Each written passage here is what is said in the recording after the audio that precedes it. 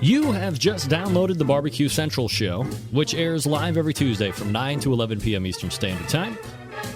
The BBQ Central Show is brought to you by Sucklebusters. You can find them at sucklebusters.com. Also by the BBQ Guru, creators of automatic pit temperature control technology. They can be found at thebbqguru.com or call them 800-288-GURU. And by the Chops Power Injector System, the 2015 Barbecue Tool of the Year at the NBBQA. Find them at barbecuekansascity.com. And by Butcher Barbecue. From injections to rubs to sauces, always trust your butcher at butcherbbq.com. And by Big Poppa Smokers, your one-stop online shop for everything and anything that has to do with barbecue. Their website is bigpoppasmokers.com. And by Cook Shack Pellet and Electric Grills. Visit them at pelletcooker.com or cookshack.com or call them 800-423-0698. And by the Sam's Club National Barbecue Tour. 31 cities, $500,000 in cash to be won. Find out more at kcbs.us/Sam's Tour. And by Cookin' Pellets. You can buy Cookin' Pellets at cookinpellets.com. You can also visit amazon.com to purchase as well. And by Green Mountain Grills, some of the best pellet grills on the market today. You can visit them at greenmountaingrills.com. And by iGrill, the Bluetooth grilling thermometer that allows you to monitor temperatures from 150 feet away. Use promo code CENTRAL for 15% off your purchase at iDevicesinc.com. Hello, everybody. This is Gary Vaynerchuk, host of Wine Library TV, a.k.a. WLTV, and this is BBQ Central. So to get that perfect barbecue, you use wood. Are you sure it's safe? Whatever. We put the lighter fluid on, strike the match, and... Oh! Should we call the fire department? That might be a good idea.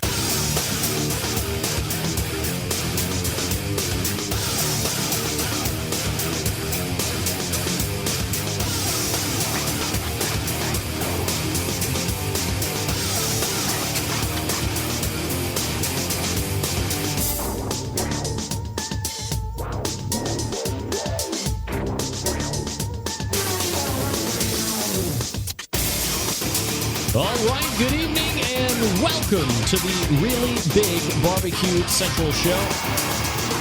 This is the show that talks about all things important in the world of barbecue and grilling, broadcasting live and direct from the Rock and Roll Hall of Fame city of Cleveland, Ohio.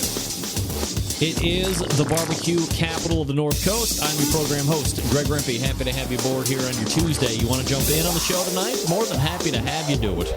A phone call get you in, 216-220-0966. You can also email the show, Greg at thebbqcentralshow.com. Everything else you want to find out about the show, of course, can be found at the main website, thebbqcentralshow.com. And here's what's happening on the show tonight in case you didn't get the newsletter.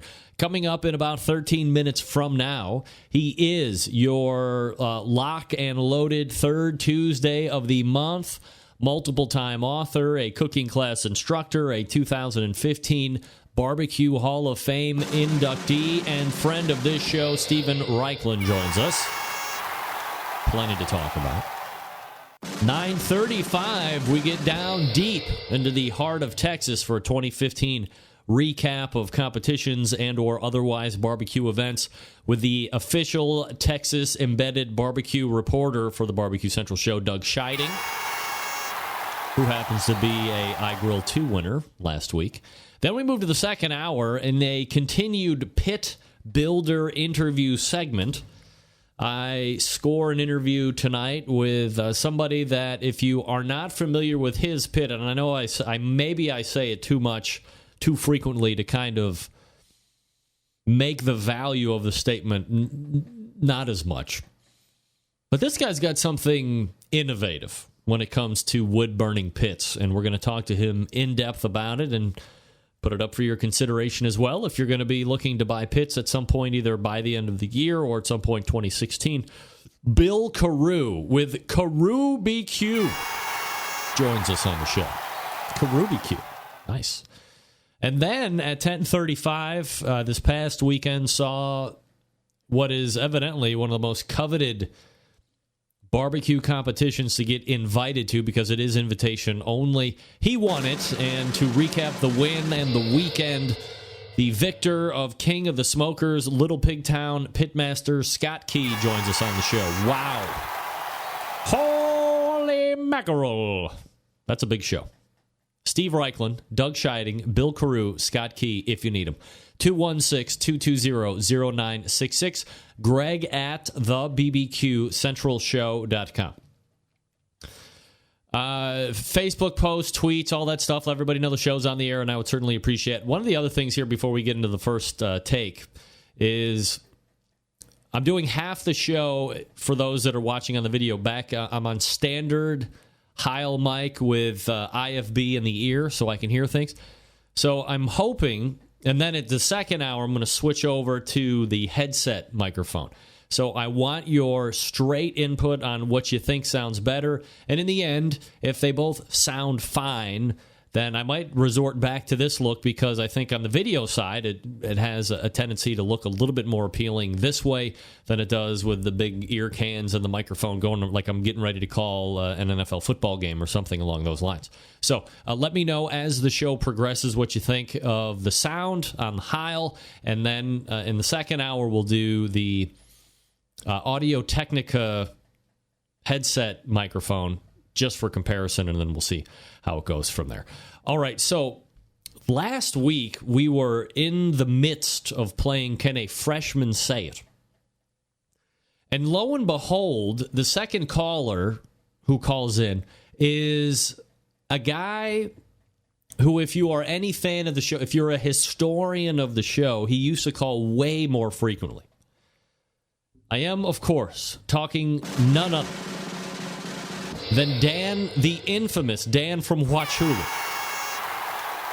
Many have speculated on sexual preference. Many have speculated on if he is real or if he is not. Many have speculated on if he indeed lives in Wauchula, Florida, or if he somehow made that up. I don't know. I can tell you this. His call last week was absolutely spectacular, and many people were hoping to get a replay of it. And who am I to disappoint? So sit back and relax and enjoy the majesty of Dan from Wauchula as we close out the opening segment. Yeah, well, hello. This is Dan from Wauchula. Oh, boy. Danny! Dan, hold on. Let me stop the show here just for 1 second. Okay. Folks, for the people that are listening here, you are in for a treat. One of the most infamous callers of the show, Dan from Wauchula, has made it back in. And to play the game, Dan? Sure, but geez, you made my cheeks all red. Oh man! All right, Dan. Do you know how the game is played? Of course, I know how the game is played. All right. I mean, the game we're playing. I listen every Tuesday. Okay, so I'm going to ask you questions, words that a freshman may or may not be able to say. So here we go. Let's go to word number 1, Dan. Remember, this is for a free iGrill, too. Okay. And here's the first word. Do you think a freshman in high school, Dan, can say federal, like federal government or federal agent? Federal, like federal cat or federal? Right, like federal. federal. Yes, I think a freshman could say federal. Federal. Okay, we'll lock you in on yes. All right, we'll go to the enunciation or pronunciation and see if the freshman can say federal. Give me federal. Federal. Uh-oh. No. All right, so we're well, how can that be? Well, she said federal. It's federal. You got to say well, that's okay. It's just he's adding a syllable. I know, of course. But this is how the game is played. All right, question number 2, Dan. Are you ready? Are you ready, Dan? All right. Here we go. I'm ready. By the way, I like that wood look in the bag. Dan, do you like wood? No? Okay. Here's the next question, Dan. Or the next word, I apologize. Dilate, like pupils. Dilate. Can a freshman say dilate? Yes. Okay. We will lock you in on yes. Let's go to the answer. And here, if the freshman can say dilate. Dilate. Uh-oh.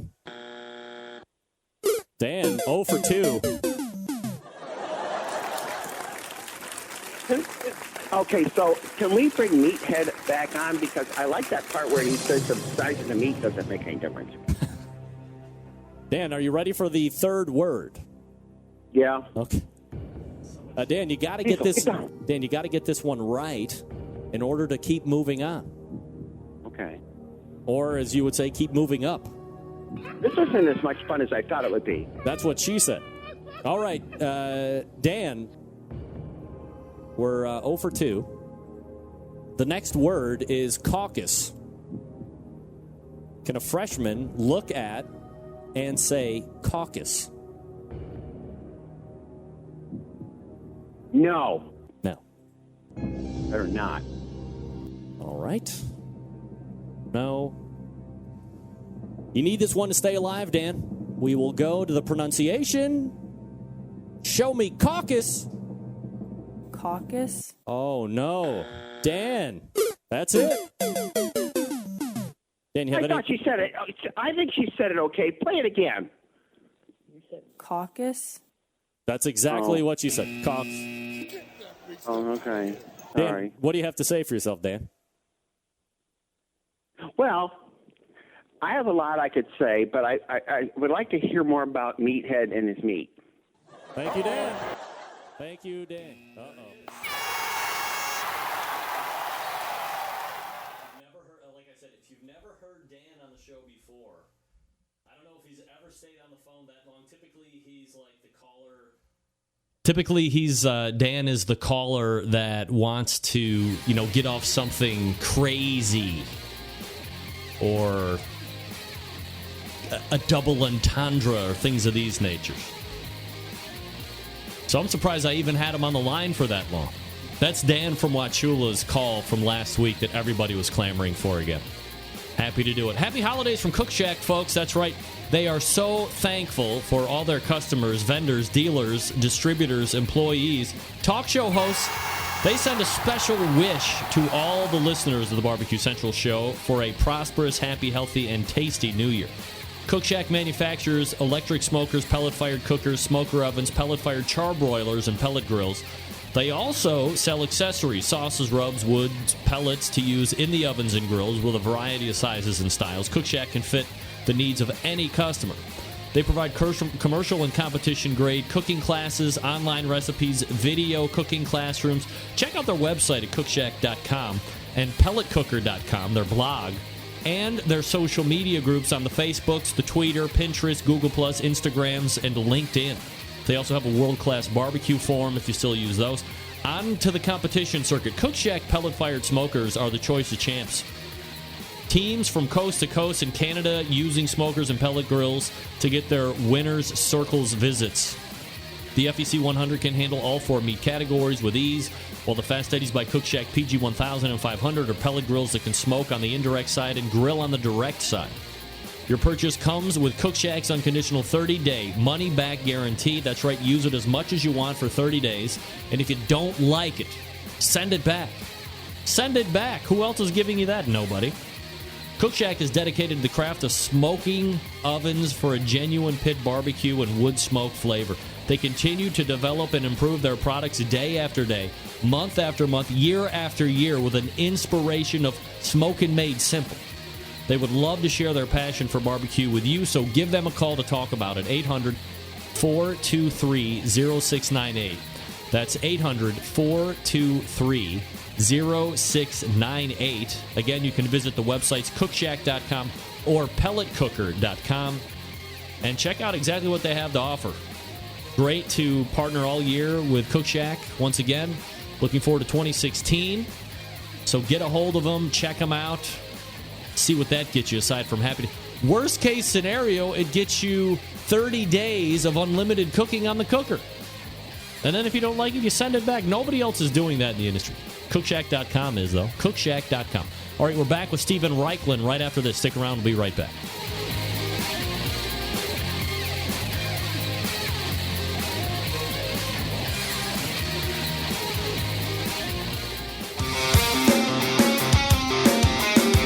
Broadcasting live from the BBQ Central Radio Network studios in Cleveland, Ohio.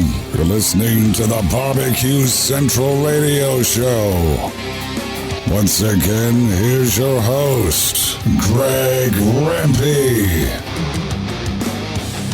All right, welcome back. This portion of the BBQ Central Show is being brought to you by Green Mountain Grills, manufacturers of some of the best pellet cookers out there on the market today. If you're looking for a big cooker to house a lot of food, they got one for you. If you're looking for something medium size, they got you covered there too. How about something to take on those tailgates? Yeah, they can also supply you with pellets to fire those cookers. Check them out online at greenmountaingrills.com. That's greenmountaingrills.com. I love my Green Mountain Grill. You could love yours, too, if you visit the website to hook up, greenmountaingrills.com. All right, joining me now is a regular third Tuesday of the month guest, a 2015 Barbecue Hall of Fame inductee, a TV show host, a barbecue cooking class instructor, multiple-time cookbook author. I'm telling you, what is this guy not doing? He's even showing up on this show once a month, for crying out loud. It's Stephen Raichlen joining me here on the show. Stephen, how are you, buddy? Doing absolutely fabulous. Appreciate you making the time as always. And, a number of different places that we can, start and talk to tonight, points that we can talk on tonight, Stephen.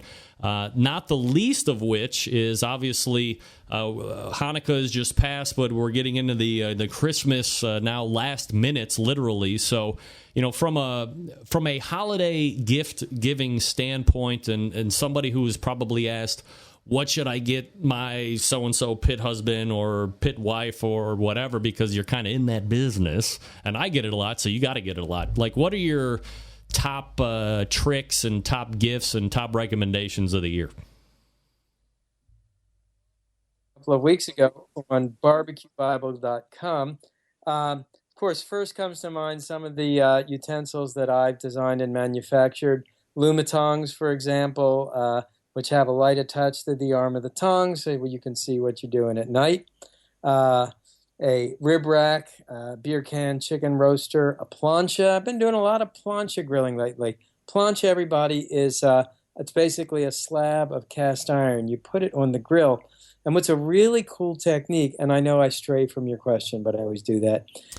Work on a charcoal grill, hot fire underneath of it, use the plancha for searing. It's great for seafood, great for steak. But then right at the end, toss wood chunks on the fire. Close the grill lid so you're both getting the plancha searing and wood smoke. Really awesome technique. So this would be something that would be, is it akin to like a salt block thing, or how does that kind Not of really, because a salt block doesn't get hot enough to really cook. This has fire directly underneath of it. So think about a big cast iron skillet with no sides. By the way, plancha originated in Spain. In Argentina, it's called a chapa. It's a very popular way of cooking. And, I think for those of us who have grilled and smoked for years and decades, kind of always looking for new techniques that harness the power, the flavor of live fire, but give you new and different results. At any rate, back to that gift list. So electronics are always fun for people. Wireless thermometers like the Maverick, air regulators like BBQ Guru, and these are small items. And then if you want to sort of play off the coal in the stocking riff, give somebody Binchotan charcoal. Now, Binchotan is the super premium charcoal from Japan, made of a super hard oak, very hot burning, very clean burning. That'd be a fun thing for the holidays. Is that a hard one to get going because it's so dense? Yeah, it is. And I was on Japanese television one time in Tokyo. And, I brought my chimney starter and I started to light this stuff. I allowed myself 20 minutes. So it takes about an hour to light. Wow. So happily, I had a blowtorch in my bag of tricks and I was able to get it lit in time for the show. Stephen, let me ask you, I'm going to diverge myself this time since you diverged a couple minutes ago. You have the line, or the best of barbecue, and forgive me if I'm saying that wrong, but the line of products that you create and bring to market. Mm-hmm. If you look at what's out there on the market, there seems to be varying levels of what I just call quality, right? There's, crappy tongs and crappy grill brushes, and then there's kind of middle of the road, but then there's ones that are kind of like, the call liquors or the top shelf liquors, if we're going to talk about it in bar terms that the Centralites can understand. Where do you decide to make the jump to go from so some guys that would seem like they just want to get their name on something and push it out, and however it gets out there, it get out there. But you're not the type of guy that strikes me as somebody that just wants to stick your name on it because that kind of means something to you. So how do you go about making sure that the products that you're developing are holding up to your standards and getting made the way you want them to be made? Well, first of all, I design this stuff. It's not, I don't just stick my name on anything. The grill brush, it's the longest grill brush on the market. And we switched our bristle configuration last year. Instead of bristles that are mounted in a wood block, these are actually spun in a wire armature. So it's virtually impossible to get the bristles out. There is a much publicized and actually infinitesimal risk of a stray bristle winding up on your grill and in your food. But you know what? It actually did happen to me once. I did find a stray bristle on the grill grate. So we switched the design of that. Obviously, that's never going to be able to compete with a $5 or $6 plastic handled grill brush that you'd find in a big box store. That's not where I want to be. Our chimney starter, it's square, it's the biggest one on the market. It has kind of this interesting pyramid shape in the center, which helps with ignition. I can't compete with a mass marketeer. So I'd rather sell fewer, have them be better. I won't want to say, though, because, I know a lot of your listeners are thinking, gee, I'm going to invent a tool or a sauce and bring it out and make a mint. So many of my products are manufactured in China, and it is a constant struggle to maintain quality in China. I would say that Chinese factories, the default is always to take the cheap shortcut. So we do a lot of QC. We send a lot of stuff back, ever vigilant. Is it just, I don't want to use the word impossible, but it's just almost cost prohibitive to source and get stuff made here? Because you hear there's a very small percentage, at least of people that I would have on this show, that go out of their way to tout it's all American and we're employing Americans and it's American-made steel and this and that and the other thing. And then I would say the overwhelming majority of people that are manufacturing whatever it is in the industry are doing something in the Far East because in a business sense, it just makes the best business sense. Sure, they would love to keep it here, right? But in the end, you keep it here and maybe it never gets to market or you make zero money and you're out of business in a week or whatever. So it's kind of got to be a struggle. And as you said, you got to put in that work and the quality control and all that other stuff if you're going to be continuing to do business over there. Listen, I would love to manufacture in the United States. And of course, all of my Best of Barbecue rubs, all of my barbecue sauces, all of our wood products are manufactured in the United States. I think that, if you're in the high-end grill business, if you're making a Kalamazoo grill, for example, or you're making, a super high-end Yoder smoker, those can be built here because you can charge enough to pay for the labor. And by the way, as prices go up in Asia, I think you're going to see more and more stuff made in the United States.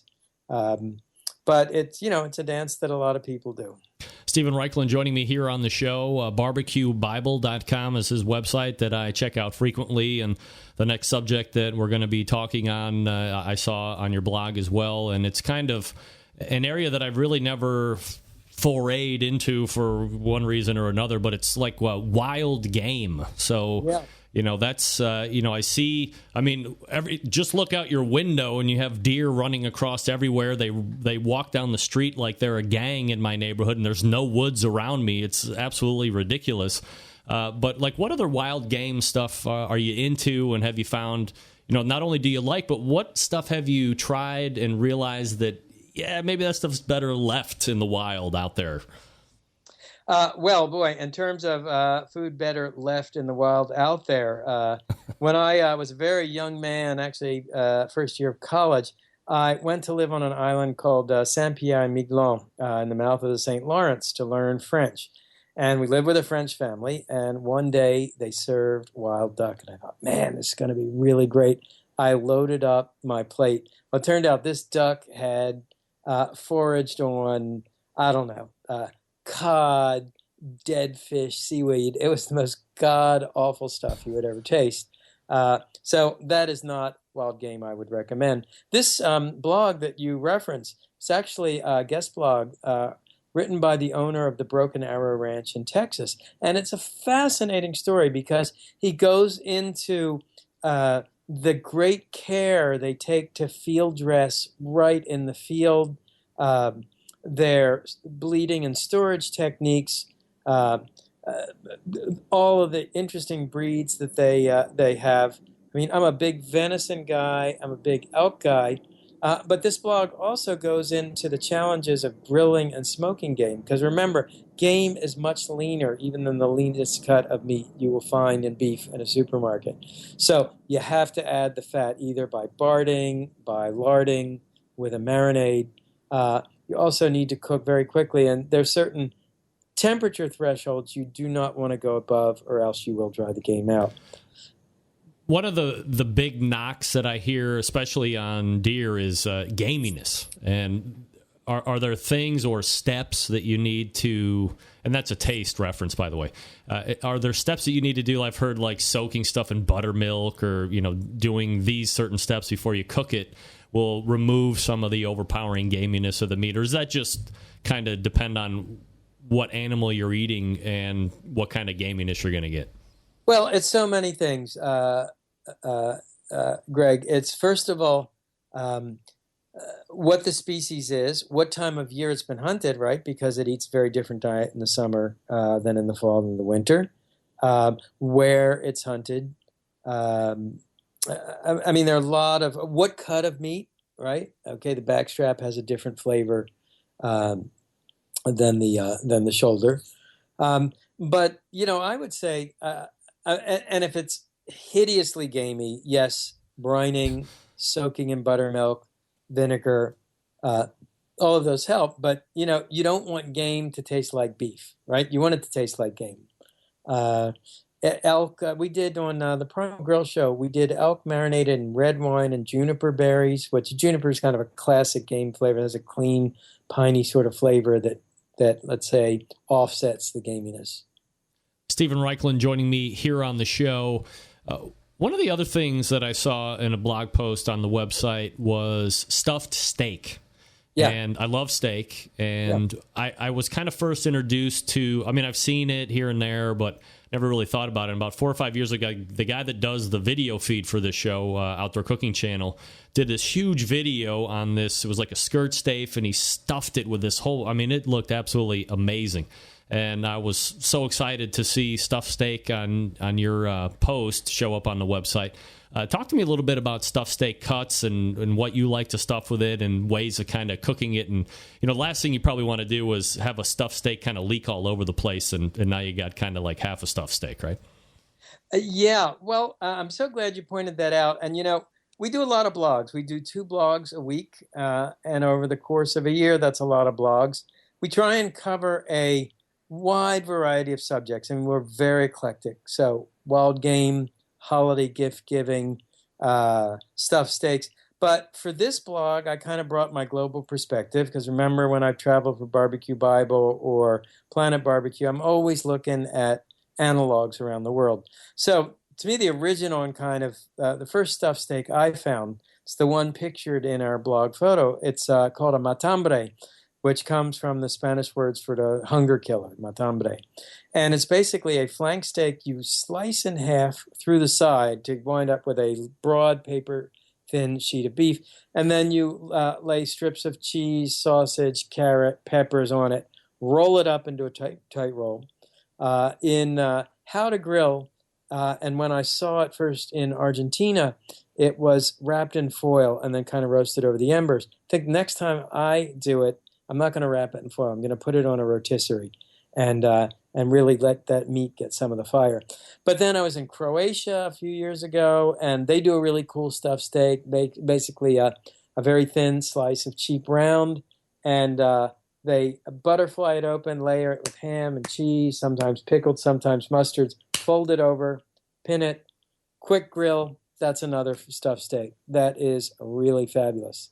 By the way, this is a little bit of a non sequitur, but we seem to be in non sequitur mode tonight. I got a little show and tell for you. All right. Okay, here we go. Yeah. Look at this. It's a book cover. Yeah. Nice. So I just got the cover. I think that's whoops. Okay, so that's the new book, Project Smoke, coming out in May, and I just got the cover on it. On the cover, you can see the recipe for Big Bad Beef Ribs, which I did the Project Smoke show last year. That's another great holiday dish, by the way. Is everything in that book kind of based on the TV show? Or, I mean, obviously there's probably going to be more in the book than there was on the TV show. Much more in that, yeah. Well, I did things sort of backwards because usually you write the book and then you do the TV show. I did the TV show first, but we're working on Project Smoke 2. So between Project Smoke 1, Project Smoke 2, you will see much of the book on air. But then there's a cool section of the book. It's called "You Can Smoke What?" ? Exclamation mark. And it's everything from ice cubes to mustard to hot sauce. I mean, just stuff you'd never dream you could smoke. Stephen, in regards to TV shows, and let me just ask you to go a little high level here. We talk a lot about it on this show, shows like Barbecue Pitmaster and, some of the other competition shows. And then you have somebody like yourself who has seen a tremendous amount of success at PBS, and then you are doing the other Primal Grill, and now it's Project Smoke. When you're done with the first season of Project Smoke, do you know already that the station or whoever's producing it is like, hey, this is good, we're already going to go into a second season or the next version or whatever it is? Or is that something that you have to wait on after everything is wrapped and it starts to actually get into air to see how it's picked up by the audience? Well, you always go into show thinking series, not individual shows. And I've been very lucky because over the course of doing Barbecue University and Primal Grill, we built up a following not only among viewers, but also among station programmers. So, we were off the air between Primal Grill and Project Smoke for a few years, and the general attitude is like, where's the next Raichlen TV show? We want another Raichlen TV show. But I'm lucky, I'm appreciative, I'm thankful that the public seems to want to see my shows and the programmers do. So as long as that's the case, I'll keep doing them. And those barbecue universities are something that will, regardless of TV show or books or anything, that's something that you'll just continue to do as long as people sign up for it? You bet. I love it. And actually, to anybody who is interested in signing up, I just learned that apparently we're sold out. So if you didn't get in this year, put your name on the waiting list, and we are thinking about running a third session. It's out in Colorado Springs at the Broadmoor Resort. It makes a spectacular vacation as well as an educational experience. Everything I do, you mentioned some of those other, the other more competition shows, and, they're great. I guess for me, like, what drives me is education. That's, I guess I'm a teacher. I love to explain. I love to teach. I love to give people information that will make their lives richer. I know you're not the proverbial shit talker and you don't like to stir it up, but, remove that element of what those TV shows like to have kind of intermingled in there for the entertainment value. But, just on straight chops alone, like, you could just go in there and murder everybody, right? No, I mean, I'll say it. Yes, you can. I'll say it for you. You be modest. I'll say it for you. That's fine. Look, I mean, everybody, anybody that competes, you can learn from everybody, and competition skill, it's a very different set of skills than what I do, which is really trying to get people to make, smoke and grill great food at home. Obviously, I have the global perspective, and, I mean, what makes my heart beat fast is what somebody's doing on a grill in Indonesia or India, as much as it is what they're doing in Memphis or Kansas City. Stephen Raichlen joins us here on this show, the third Tuesday of every month, and you can bet that come the turn of the year in 2016, we'll be back in the third week of January. Stephen, always appreciate the time. It's been a tremendous amount of fun this year. I can't believe we blew through a whole year of visits, and I wish you guys nothing but happy holidays and happy gift giving and getting and all that good stuff with your family, and we'll talk to you again in the new year. Thanks a lot, Greg, and happy holidays and healthy new year, everybody. All right, take care. There he is, Stephen Raichlen, Hall of Famer, by the way. I swear he was going to show me his Hall of Fame statue. He said he was going to. But, I mean, I know. Not everybody can be as crash and as look at me as me. Right? Trust me, 9 out of 10 pitmasters, if I would put that question to them, you would murder people, they would go, oh, hell yeah, I would. Of course. Stephen Raichlen is the man. Stephen Raichlen is the man. You know what else is the man? A product that won the 2015 Barbecue Tool of the Year, the Chops Power Injector System. That's right, folks. Each Chops Power Injector System is patent pending. Let me break it down for you, if you will. The number one seller is the half-gallon Chops Power Injector System, designed for the competition or to pump up the backyard warrior like me. So easy to use. Clean it, fill it, pump it, and go. If you just have one brisket or pork shoulder to do, you don't need to fill it up all the way. Just put in what you need. It will use it all. It comes with 14-gauge needles, 2 replacement needle adapters, 3 plug screws, and a needle protector. $100 plus shipping anywhere. Then you have the 1-gallon Chops Power Injector System. Some use it in competitions, like when you're cooking MBN whole hog, or perhaps you're doing 10 shoulders to get that perfect one. It comes with 14-gauge needles, 2 replacement plastic needle adapters, 3 plug screws, and a needle protector. $120 plus shipping anywhere. Then the newest one is a Chops Full Power Injector System. It's electric. It is the commercial and competition Big Daddy. There is not a holding tank, but a 3.5-foot pickup tube that you can put in any size container from a few ounces to 55-gallon drum.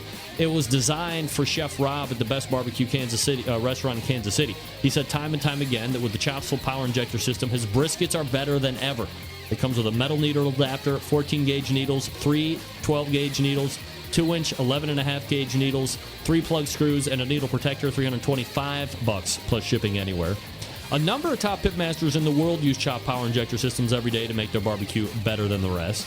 And here's the thing, right? We live in a foodie world that now requires flavor in every bite. This is how you do it and do it fast. And it's not just for meat. How about injecting alcohol into your watermelon or other fruit, you messes? Every injector hand-assembled in Kansas City, Missouri, USA. Extra accessories, you want them, they got them. You want to shoot medium ground spices, they have you covered for that. They have 2, 3, and 4-inch 12-gauge needles. They also have 2-inch closed-tip needles, perfect for shooting fatty meats to keep from plugging up the needle with fat. They sell replacement stock needle adapters and plug screws. They have a great upgrade you can buy to make your Chops injector bulletproof with metal needle adapters. That's right. Chops Power Injector System gives your barbecue some power. And visit barbecuekansascity.com. That's Barbecue Kansas City. And mention on this show free shipping. Say, hey, Rempy said free shipping, and by the way, I'm giving one away right now. Email me CPS in an email, and you win it. First one in wins. But get the free shipping, too. We're back right after this.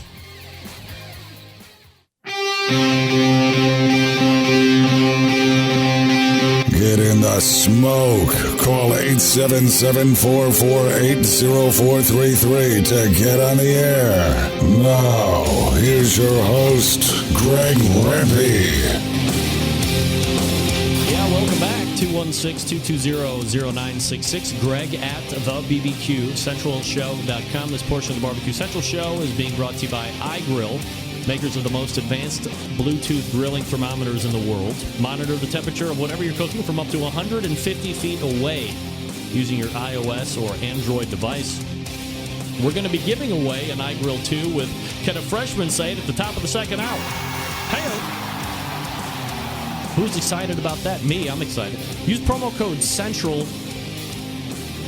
Use promo code CENTRAL in order to take 15% off. CENTRAL. All right, let's see who wins a Chops Power Injector System. Well, look at this. Anella Kelso wins Chops Power Injector System. Oh, my goodness. Look at you. All right, Anella, fair enough. You're the first one in because you're paying attention. Everybody else is sitting on their thumbs with who knows where. And shoot me your shipping info, Anella, and you win the Chops Power Injector System. Congratulations. All right, joining me now is the official Barbecue Central Show's Texas correspondent, the pitmaster of Rogue Cookers, Doug Scheiding, joining me here on the show. And Doug, of course, the question that is on everybody's mind is, did you get the iGrill 2 yet, and have you had a chance to mess around with it at all? No, I haven't received it yet. What? No. No, you're kidding. No, I'm not. You're not kidding? Nope. Oh. Well, why would that guy tell me Monday when it's Tuesday today? Maybe he was shipping it Monday. Oh, this was Friday. And I paid for flat rate, all you can pay, whatever, the 2-day UPS priority crap. Slow boat to China. Oh, my God. Unbelievable. Unbelievable. Doug, it was free. Get off my back, for crying out loud. Oh, my God. I'll use it this weekend, promise. All right, here we go. So, Doug, let's go ahead and kind of do a little bit of review of 2015 in the world of Texas barbecue. Obviously, Texas is huge and continually is, I don't know, is Texas still like saying they might secede, or is that kind of like hot and cold with the wind that they're going to secede, or like what's the deal? I mean, you're down there. Do people really want to leave the United States? It's a matter of time. Is Texas it really? Actually, my business partner used to make bumper stickers and hats that said Texas secede, and even today he was like, "Hey, I need to put a new bumper sticker on my bumper." Is Texas, I don't mean to diverge off of barbecue, but and I have no idea because I live in Cleveland and I'm praying for death every day. But is Texas that self-sufficient where they could, put up fences and everybody would go away, or they just steal everybody from Mexico and enslave them? Like, what would go on? Well, yeah, it depends on who's going to be. If Trump gets president, and then we'll build that wall, and they won't be able to come in anymore. But being from Texas, everyone north of the Red River is a Yankee, and outsiders and things like that. And people think it means a whole lot if you're born in Texas, which I am, by the way. There you go. Doug Scheiding joining me here on the show, pitmaster of Rogue Cookers, championship award-winning, world champion award-winning cook, by the way. Are there any lead stories that jump off at you, Doug, this year that you think Texas was good for, that if people weren't listening to the show or deserve kind of another round of mention? Well, actually, we've got the 3 barbecue societies, and I did a little research in terms of who won each of the different societies, and I found it interesting. We can't even get it correct on having a coordinated calendar year cooker of the year. We have 3 societies, and of course we've got 3 ending dates on the 3 societies. So, whether there's going to be something to get together next year, there's talk about maybe having a top 15 cook of the year from each of the societies. So might encourage some people to chase points, because most of the people I know don't chase points, including myself. So it's really about the weekend and the cook. How unlike are the 3 sanctioning? Is the scoring all the same, and it's all the same meat and stuff? It's just different sanctioning bodies that separate them, really? Yeah, for the most part. LSBS might have a wild card in there where you smoke something different. Pulled pork's not too uncommon in LSBS, And I've even done a couple with cabrito as the fourth category, in addition to your standard 3. Is there a possibility that each sanctioning body would take whoever their overall winner is, and then you would just have like a 3-person cook-off? The number one from each, and they cook off, and then you have like the overall winner of the sanctioning bodies. There is some talk about that, but it's really maybe the top 10 or 15. The questions come up: who pays for it and who organizes it? Yeah, but and, I mean, there there has to be some 2 or 3 or 4 really big sponsors that are out in Texas that would really want to sink their chops into something like that to say they're sponsoring or they've created whoever the overall winner is going to be out of a calendar year for competition. Yeah, I think it's just starting to have some conversation on that. It'd be great if somebody like Western Wood would do it, because they sponsored the contest last year that had about $60,000 prize money, Turn and Burn down in Pleasanton, which is held in March or so. All right, so talk to me about the teams that won the individual sanctioning bodies. Okay, IBCA, Danny Luetta won, and he actually cooks out of the Valley. And his team name is Incognito. Yeah, here in Texas, it's actually the sanctioning bodies go by the head cook and feature the head cook more than the team name, which is a little different than some of the other organizations. But this is his job. His wife works. He stopped working, and he considers this his job. So he chases points by the fact that he cooks almost every weekend. This year, he said he cooked about 38 to 39 cook-offs. I mean, oh my God. So obviously he's married like either the best woman in the world, or he's been able to just pull the wool right over her eyes and she has no idea what's happening. But he quit his job, and this is what he does full time. In the end, Doug, you're a business guy. I'm a business guy. At some point, it's got to come down to the cabbage, the funds, the cheese, all that stuff. Is he making money? Like, is he stroking checks back into the bank account that are sizable and able to keep that deal afloat, or is the wife really just kind of funding the bills and his competition hobby? I think he's, he didn't tell me how much money he was making, but he says he goes to cook-offs to chase the money. So he's chasing the money, not necessarily chasing the points, because he said he mentioned there's a contest in, I think, Arizona. It's $100,000 or something like that. He's going to do that. He looks for cooks that are $10,000 to $15,000 guaranteed payback. And typically he cooks IBCA just because IBCA is down in the Valley. They have cook-offs all throughout the state. So when you're doing it like this, will he also go and do a KCBS event if it's kind of by there, or if the prize money's to his liking, or somebody other than the Texas stuff, or just Texas? Yeah. Stuff? Yeah, he'll make a trip like he's doing the one in Arizona. He also makes a trip every summer, and he goes up in the Midwest and he cooks a few KCBS and tries to find some, makes it a family trip, and they take about 4 or 5 weeks off and go cook a few. And he's a single team? He's a single-person team, correct. Wow, look at this guy. All right, so he's chasing points, chasing money, and it's a full-time job, and his wife works full-time so he can go compete full-time. I mean, that's I got to admit, I'm a little jealous of that if I competed. Yeah, he's been cooking for about 11 years, and he's won. He didn't know how many he'd won this year, but he won his 50th contest grand champion in January. All right. So, has he ever won the Houston Livestock and Rodeo? No, he hasn't. Oh, okay. Next sanctioning body. Next sanctioning body is, we'll go with LSBS, and that is our friend Kit Polk of Canned Heat, who you've had on the show.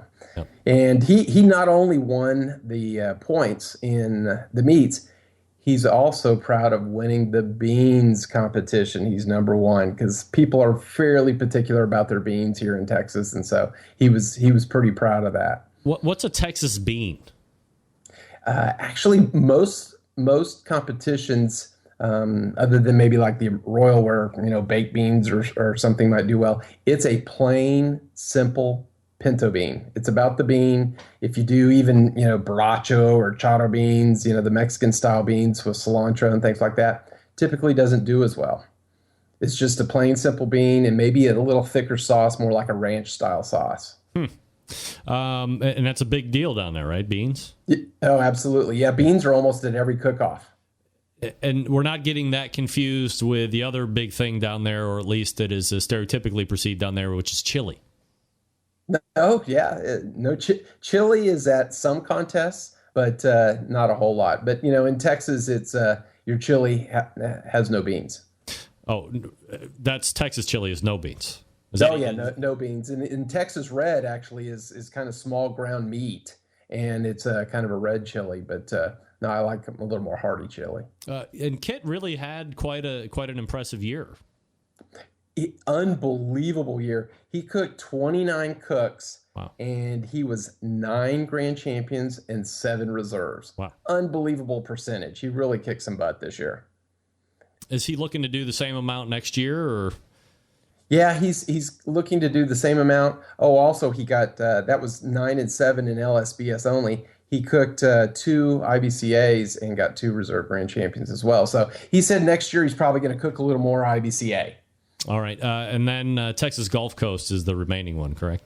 Yeah, Texas Gulf Coast, Johnny Dunn. Oh, one thing I forgot to mention is the IBCA ends in August, so for the 2015. The LSBS ends in October, and Texas Gulf Coast ends in May. So, May? But the winner of, in May. Wow. So it's like 2014, 2015. So Johnny Dunn of Bourbon Cowboy Cookers was the number 1 cook this year. What kind of a cook is he? I mean, he's pretty consistent, or is he kind of a guy that goes on runs? He went on some runs. He's been cooking for about 5 years. This year he won 4 GCs and 3 reserves, and in about 25 cooks. So not as many points. Like you mentioned, the scoring system is the same. You get 10 points per category. First place gets 10, and down to 10th place you get 1 point. And so that's how you accumulate points. If it's a larger cook, 50 or 100 teams, they might bump it up to 15 points for first, and basically you add up the 3 categories. Doug, is there, because you have the 3 sanctioning bodies, and certainly, the rest of the country isn't averse to having different sanctioning bodies. Florida is obviously, I think Florida has one because it was just such a far way to go to get to a KCBS event. And there still really isn't a lot of them. Texas is a huge state. So if there isn't going to be a lot of KCBS stuff down there, you got to have something that you can call your own. But it seems excessive to have 3 different sanctioning bodies in a state, and I'm sure it's been talked about at points in the past, but is there any real thought, or is there any real chance of everybody just kind of coming together under one unified sanctioning body, maybe dropping the 3 names that are currently out there and making a brand new name and working that way? I don't see that happening in the near future, maybe in the distant future. I looked at the number of cook-offs, and I think this speaks a little volumes about the magnitude of the societies. Last year, IBCA had 263 cook-offs, and LSBS had 123, and Texas Gulf Coast only had 36. That's not very many, although they are the sanctioning body for the San Antonio Rodeo, which is fairly prestigious cook. It's a cooker's cook. Doug Scheiding. And of course, I'm sorry. No, go ahead. And of course, it's interesting that an event like the Houston, which is the World Championship and has a lot of notoriety, is a non-sanctioned cook. Yeah, I think if you really kind of go look through some of the bigger competitions, it's not the same, with everyone, but there are kind of those few really big, like Memphis in May isn't technically a sanctioned event. MBN doesn't have it. It's not a KCBS sanctioned event. It's just Memphis in May, and then you have the Houston one, and so there are those very small handful of really big, long running, prestigious events that aren't sanctioned by anybody. What do you see in 2016? Any predictions or black sheep or out of the woodwork teams that you kind of been keeping an eye on that you think are due for a breakout year? Well, I hope, CJ went on a little bit of a run. He's not necessarily a black sheep, but I think it's interesting, and I think Craig Sherry had this a little bit for a while. You teach the classes, and then you've got a bunch of people that are cooking kind of the same, way, et cetera. So, do they have to reinvent themselves and come up with? CJ had a little bit of that too, in my opinion, from the standpoint of he's got a lot of disciples out there cooking the same way. And a lot of his disciples were doing a lot of winning or coming in second place too, by the way. I mean, it's not like they just did okay. They were winning. Yeah, exactly. And a lot of CJs have been as well. So, I think, he may have to reinvent himself to a certain extent, but never count CJ out because, after he won the San Antonio Rodeo and came on the show, he had the karma and won 2 or 3 in a row as well. So, there's a lot of good cooks. I cook more in Central Texas, a little bit in Houston. And so, it's a little bit segregated from that standpoint. You got your Houston cooks and, Valley as well as North Texas and Central. Doug, what about you and Team Row Cookers? What's your year coming up look like? Well, we cook about 12, 13 a year. We're, of course, we've got one in January in Beeville. It's an IBCA extra money event. And because even within IBCA, I think there's 12 different organizations based on regional, and they have extra money events once a year. So I'm going to do that. And then there's one in February, Tyler Q, a fundraiser that's sponsored by High Strung. That's a good one and gets a lot of good cooks. And then, of course, the Houston Rodeo and Bandera Rodeo. So I've got about 5 on the calendar right now. And if you're looking for a championship ringer or a hired gun, you're not averse to that, right? The large sums of money bring you out of the woodwork, right? No. In fact, I know what? Come on. A lot of cooks, would like to cook the Houston Rodeo just because there's a waiting list to get in. So, if someone asks some cooks, they'll definitely go cook it just like we did. No doubt. Doug Scheiding is the official Texas correspondent for the Barbecue Central show. And let me say this, Doug, publicly, there's a lot of behind-the-scenes work that really nobody knows about that Doug does for me each and every week. So he makes me sound like I know probably a lot more than I actually do about Texas barbecue, and it's all thanks to Doug Scheiding and Row Cookers. So, Doug, I really appreciate that, and I look forward to continuing to collaborate with you going into 2016, buddy. You bet. Thank you, and appreciate you elevating Texas barbecue on the national scene. Yeah, appreciate it. There he is, Doug Scheiding of Row Cookers. Love that guy. Literally, he has made me seem like I know a lot about Texas barbecue. I mean, granted, I kind of brushed up my game. Doug has been able to give me a lot of insider tips and make some interviews happen that I don't have contact information on, so Doug is bringing a lot of value behind the scenes that you guys don't see but are benefiting from. So thanks to Dougie. All right, folks, let me talk to you quickly about the BBQ Guru, the longest-running sponsor of the show. It's automated pit temperature control devices, folks. They created this technology. Buy from them, for crying out loud. Don't buy from anybody else. If you're a busy working pro, perhaps you're constantly on the run with the kids, you're doing errands, and you don't have the time to set down and tend those pit temperatures, the Guru allows you to throw on a pork butt or a brisket, a couple slabs of ribs, or all of that stuff, and you're off to do whatever it is you need to get done, and the Guru maintains that pit temperature you set it at.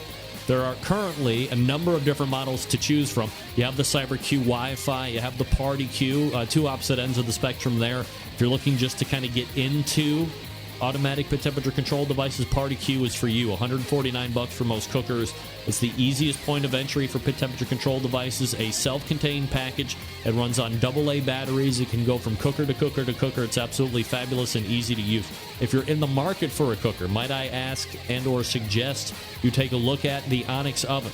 It's been winning on the competition circuit and in backyards all over the country for years. Fully insulated, holds a ton of meat, accommodates the half and full pans for food service, and you know it's going to work seamlessly with any of the Guru pit temperature control devices that they have. Do yourself a favor. Head on over to thebbqguru.com and check out their products. If you have any questions about what to order, call them directly. Don't guess. Don't want you to guess and get it wrong. 800-288-GURU. That's 800-288-GURU. They will make sure you're outfitted with exactly what you need to get you up and running right out of the box. 800-288-GURU or visit thebbqguru.com. The Barbecue Guru continues to be a breakthrough in barbecue technology. We're back right after this. Stick around. We'll be right back. Big name interviews, advice on cooking brisket and ribs, and the only host willing to share his honest opinion on all things important in the world of barbecue. It's the Barbecue Central Show. All right. Thanks again to Doug Scheiding for joining me this past segment talking about Texas barbecue. We're going to reload for the second hour. Lots to get to. He mentioned CJ, Clarence Joseph from Mom and Papa's Barbecue. They are announced as being one of the teams that the show will follow, as we mentioned last week. Here's what's going to happen. I'm going to duck off here, get a glass of water, and then I'm going to change microphone setup. So hopefully you've been diligently paying attention to how the Heil PR40 sounds right here, the standard of broadcast excellence, and my IFB, which the sound quality for me with this thing, I mean, you can't see it. I got the little, you can't even see that. Anyway, the sound quality for me with this is not that great. It's better with the earplugs, but it's all about aesthetics, right? Because if we sound the same, we want to do what looks the best for the video. So I'm going to put on the Audio Technica here in a second as well, and then we will gauge how the second hour audio is. By the way, if you want to win a free iGrill 2, call in 216-220-0966. 216-220-0966. We're going to play Can a Freshman Say It right at the top of the second hour. That's 10 o'clock Eastern. You have to be playing live in order to win. It's fun, it's exciting, and you can win a $100 iGrill 2. What's the worst that could happen? You lose in 3 questions like Sylvie last week. Sylvie, I'm just kidding. You tried. That's all I can ask is you try. All right, we're going to step away. We'll be right back. You're listening and watching the Barbecue Central show right here on the Barbecue Central Radio Networks.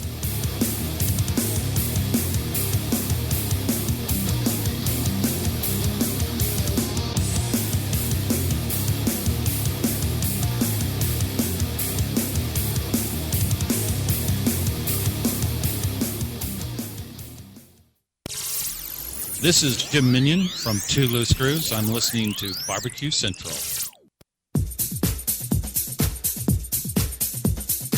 Happy to have you aboard here for the really big barbecue show. Boing.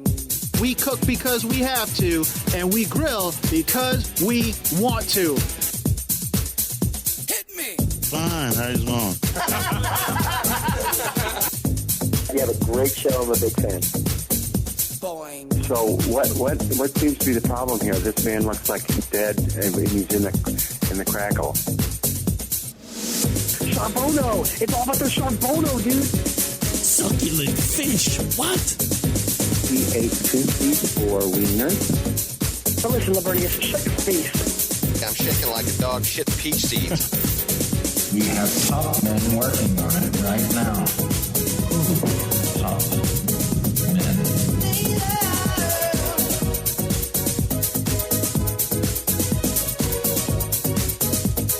All right, just like that, we are into the second hour. There we go.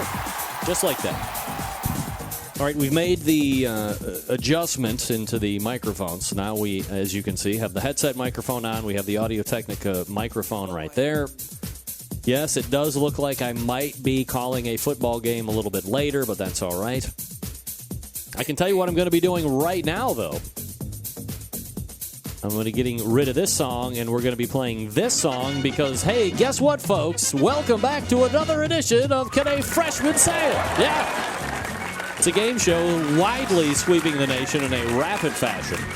This is going to be the last week that we give away a free iGrill 2 brought to you by the folks at iGrill. You can get yours at iDevicesinc.com for $100 retail or so. 50% off if you use Central at checkout at iDevicesinc.com. And here is how you play the game. I will ask the caller who is on the line, by the way, up to 5 words. If you can get 3 of 5 correct in any fashion, you win the iGrill 2. Again, graciously donated by the folks at iDevicesinc.com. So, without further ado, we will go to the hotline and welcome in the first contestant. Contestants, tell us a little bit about yourself. Hello. Hello. Go ahead and tell us a little bit about yourself. Yeah, this is Scott from Chandler, Arizona. All right. Scott is in. You ready to play Can a Freshman Say It?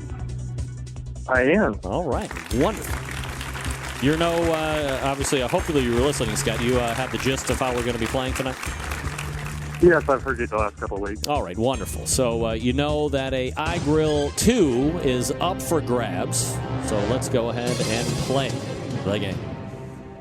All right, Scott from Arizona, here's your first word.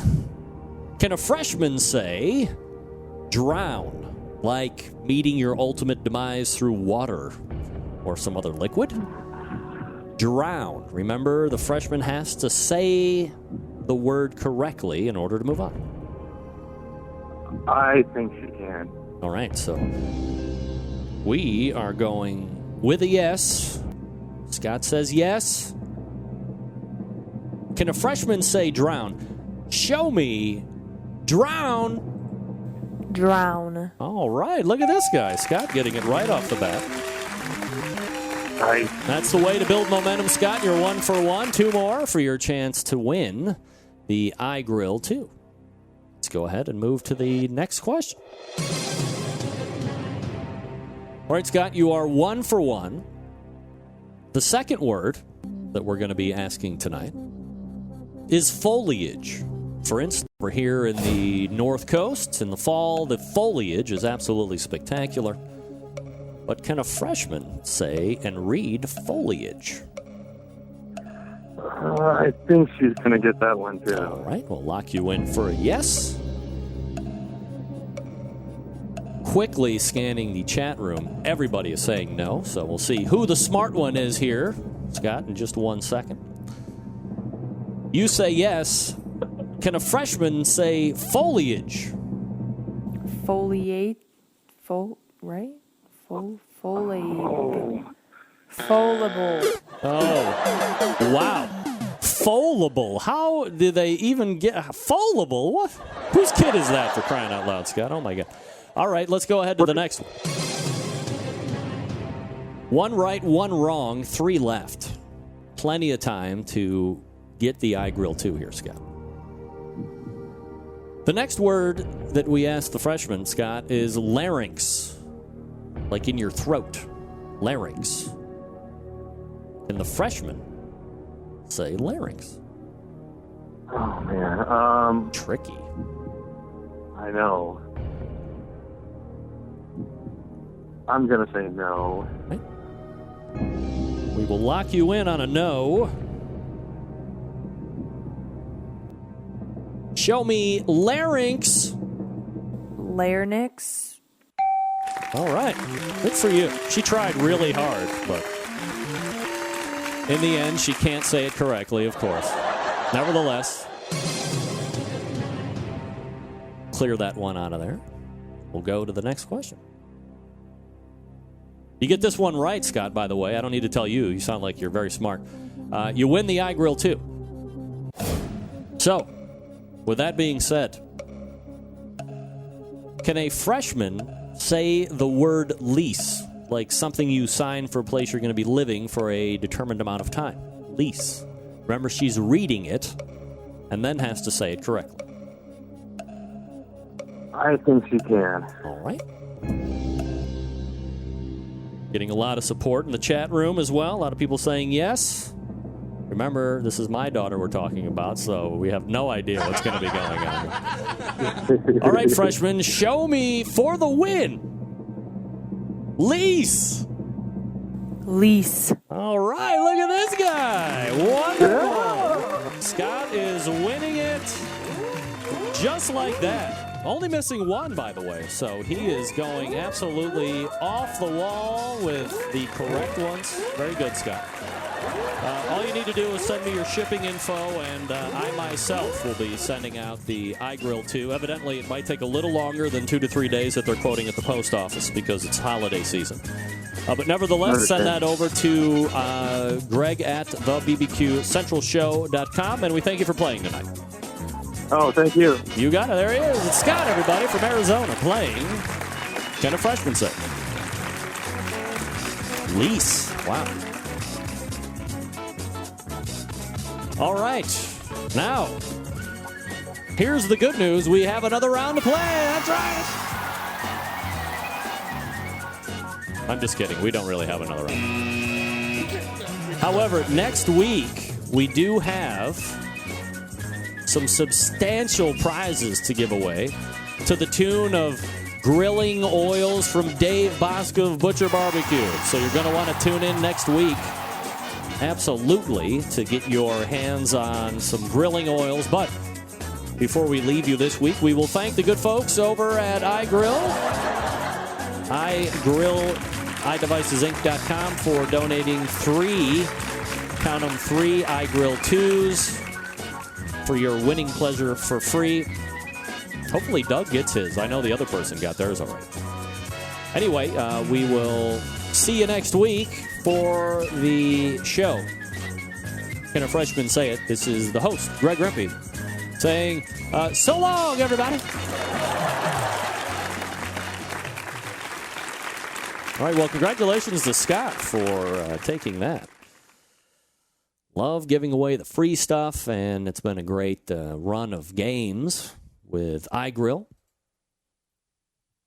By the way, evidently she didn't say, Anella, don't forget to send me your shipping info so we can get the whatever you won. What did you win? Oh, you won the Chops Power Injector System. That's right. Send me your shipping information so I can get that over to Dan Uladol at Chops Power. And, by the way, if you want to get a Chops Power injector system for yourself or somebody else, please feel free to mention free shipping. Email Dan, barbecuekansascity.com, or connect with him. Tell him you want free shipping, and you heard about it here on this show, and he'll save you a bunch of money doing that. Anella gets the free one this week. And we will have Butcher Barbecue for kind of Freshamn Say It next week, and perhaps the week after that, leading up to the Christmas time. So you never know. You never know. It's crazy. It's crazy time. It's the month of Christmas giving that gives all month long. Wow. Very excited about it. All right, I have Anella's info, so that's great. And Scott, if you are winning, or if Scott is winning, by the way. I saw it. I was right there. If you're listening, shoot me your shipping info, and we'll be all set. So congratulations to everybody that's winning on the show tonight, and there'll be more winning next week, and very excited about it. Bill Karau coming up out of the break. By the way, don't forget to weigh in on the microphone sounds and looks and all that other stuff. So if one sounds better than the other, tell me hour 1 sounded better or hour 2 was sounding better. Or I'm completely hammered out of my mind and I didn't listen to either.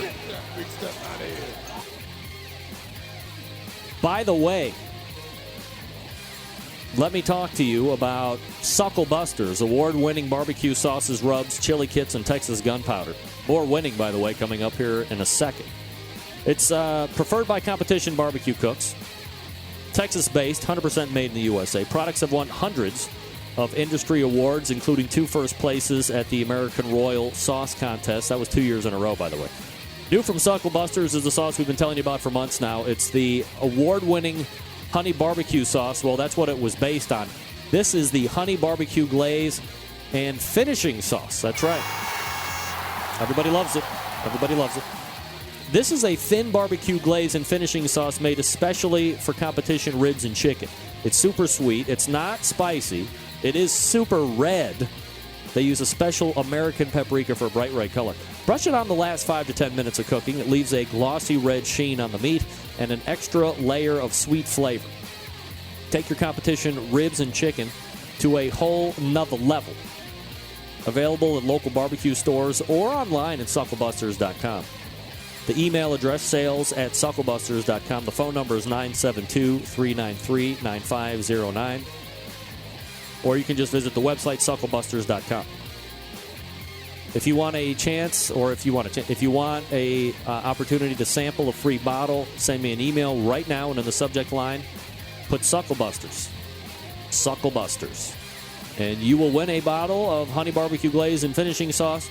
And Dan always about ready to send you some other nifty stuff. not just the finishing sauce, or at least he has. All right, Chuck Slayton has just won.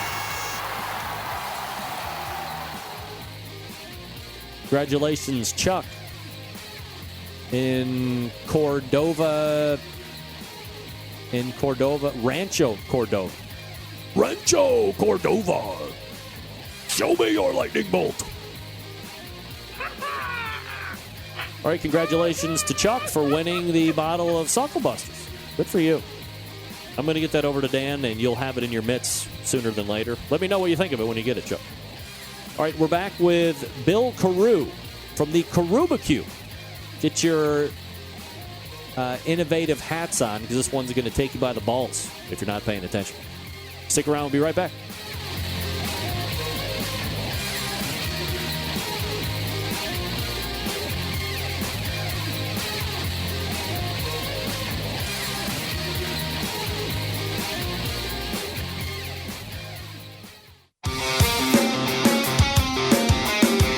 Broadcasting live from the BBQ Central Radio Network studios in Cleveland, Ohio.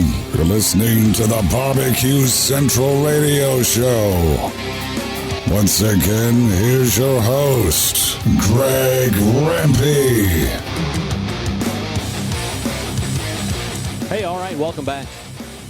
Appreciate the feedback coming in, by the way. A lot of people saying that hour one was a little better. This portion of the show is brought to you by cookingpellets.com. That's right, your number one source for quality wood pellets to fire all of your pellet-driven cookers. Visit cookingpellets.com for more information or to purchase. You can also visit Amazon.com to purchase cooking pellets as well. And sometimes they blow it out for crazy shipping prices, too, so get your alerts. CookingPellets.com, proud sponsor of the show. Proud to have them on the show.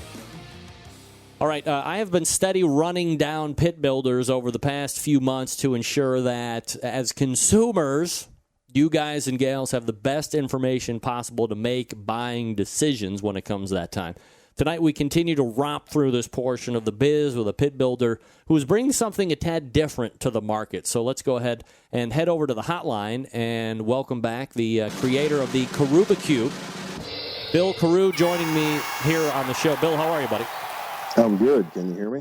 Yes, actually, hover your mouse down towards the bottom and click on the video thing. It's probably got an X through it right now. I don't know why Skype has decided to make that like a standard thing, but there you are.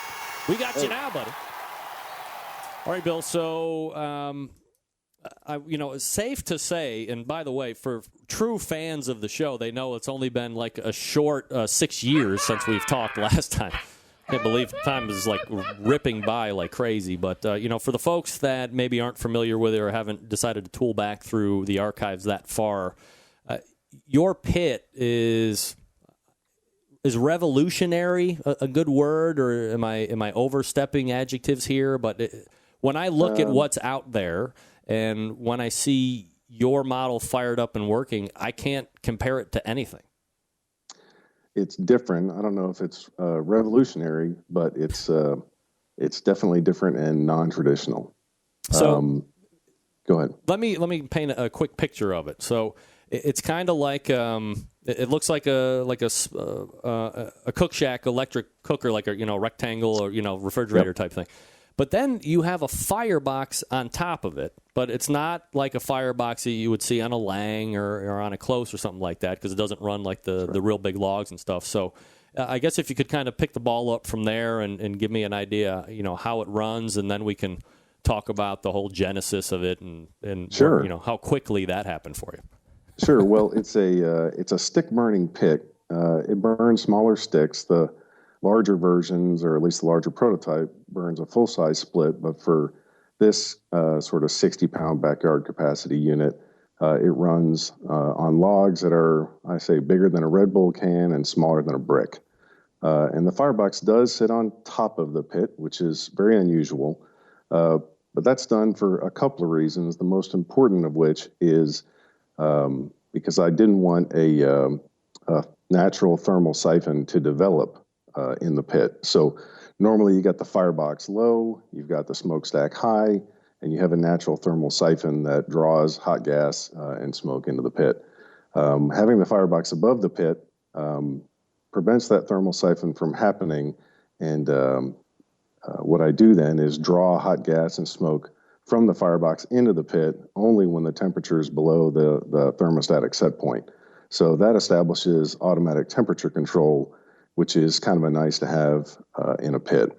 The other reason why having the firebox on top is an advantage is because unlike most fireboxes where you're pulling the smoke off the top of the fire, in the case of my pit, you're actually pulling the smoke off the bottom of the fire, which forces the smoke down through the fire's own bed of coals, which burns the smoke very completely to create a very light flavor profile, or alternatively to bypass that bed of coals to create a heavy flavor profile. So it gives you control over the flavor profile, which is directly related to the combustion of the smoke. So if you're looking at it top down, you have the hopper that's holding the wood and it's burning there? That's correct. So the firebox is about the size of a boot box. So the upper portion of that is where you actually kindle and build the fire. And the lower portion of the firebox is an ash receptacle. So there's a tray that separates those two compartments. And as the wood burns down to coals and then the coals burn down to ash, the ash falls through that tray into the bottom compartment of the firebox. And you just add logs onto the top. So once you get the fire going, and as you said, that's where you kindle and start the fire. I imagine once you get it going, it's kind of it's a burning up, if you will. So you just got to keep the wood on top. Exactly. It's a continuous process. Logs are added from the top. And it takes, depending on the size and moisture content of the fuel, nominally a small log or two about every 30 minutes. So the tending interval is not that different from any other stick burner. But the temperature control and, more importantly, the flavor profile control are directly settable and not a function of how you're shaping a fire or playing with dampers or anything like that. When you have the ash box, but it's drawing the flame and the smoke through the bed of coals, how are you separating the ash out from getting into the cooking chamber itself? So all the heavier ash, like in the coal power industry, they'd separate bottom ash from fly ash, and all the larger ash particles drop out. The smoke is actually withdrawn from the side of the lower and upper compartments. If you're stirring the fire aggressively while the draft fan is actively pulling smoke into the cooking chamber, you can get some light fly ash, which you would see as a grayish sort of ash. Typically just basic handling of the meat, whether it's wrapping it or just picking it up and moving it in and out of a cooler or something like that. And that very fine ash is subsumed within the grease on the meat. And I haven't detected any sort of flavor change as a result of that very light fine ash. I don't think it's dropping more ash than North Carolina barbecue where they're shoveling coals in on a cowboy style cooker. So I think it's pretty typical. Bill Karau joining me here on the show. The website, by the way, is kbq.us, .us, not .com, kbq.us if you want to check it out here while we're talking. Also, a couple of the guys have linked it up here in the chat room. If you're watching through the chat room, you want to click on that and see exactly what we're talking about here. So what were you disenchanted with the existing products out there in order for you to kind of, I mean, are you a guy that's an engineer and a tinkerer and a builder by trade or hobby, or you were just so displeased what was out there you were going to build it no matter what? I mean, where does the genesis start? It started with an old friend of mine who had an idea of doing a barbecue tour about 1989. And he wrote me into this, and in a few years, this turned into 6 guys renting a van and eating at 6 joints a day for 3 days, once a year. And I'm the engineer in the group, and we would always make it a point to ask to see the pits and to talk to the pit boss and see how they're cooking and how the pit's designed and how they think about it. And that's what sort of got it going. And about 2004, I decided I was going to try to make a better pit that would enable a more consistent product. Because it's a very highly skill dependent, especially with the traditional offset style pit. It's very highly skill dependent on being able to shape and control the combustion process and simultaneously control the power output of the fire to maintain a target temperature. So that sort of got me going. And I went through about 4 years of mostly failures, some of them spectacular, involving catalytic converters, secondary combustion chambers, counterflow heat exchangers. It was a lot of these. Let's spend a couple months welding something up in the garage, fire it up, and it's crystal clear in about 30 minutes that this is an epic fail. And I'd throw it all aside and stomp off for a few months, and then come back and say, well, this time I'm going to get it right. And that was also false on most occasions until about 4 years in, when I finally had the kernel of what became the current design, which is basically pulling the fire upside down with forced convection flow. I'm trying to think of the right question to ask here, but so, I mean, as you're going through all these and you're learning what's not right and the kernel shows up, like, is it something that is like, oh, that's it? Or is it something that you kept seeing fail over fail, that this was like, the glimmer of hope in all of the fails that you could continue to build on? There were just things you had to tweak around it to get it where you needed it. It was definitely not a lightning bolt. It was more of an ember becoming larger and larger.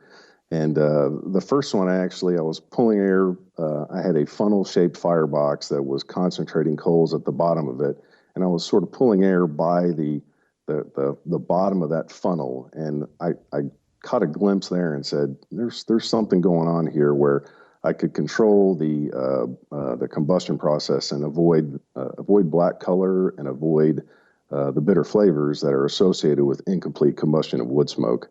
And that turned into a giant sink that I bought from some dairy supply store, and a couple draft fans there, and a few other wrong turns. But eventually, I got that kernel of, instead of putting the fan on the input side, put it on the output side, and that allows this suction to be carefully controlled, but simultaneously allows the fire to breathe freely, which is super important for a wood fire. Not so important for a charcoal fire, which is a much more benign fuel, which you can control the power of a charcoal fire very easily just by controlling the amount of oxygen you give to it with no real adverse effects. But with wood, if you do that, you get problems, because the smoke is coming out when it wants to come out based on the temperature of the logs and where they are in their thermal decomposition.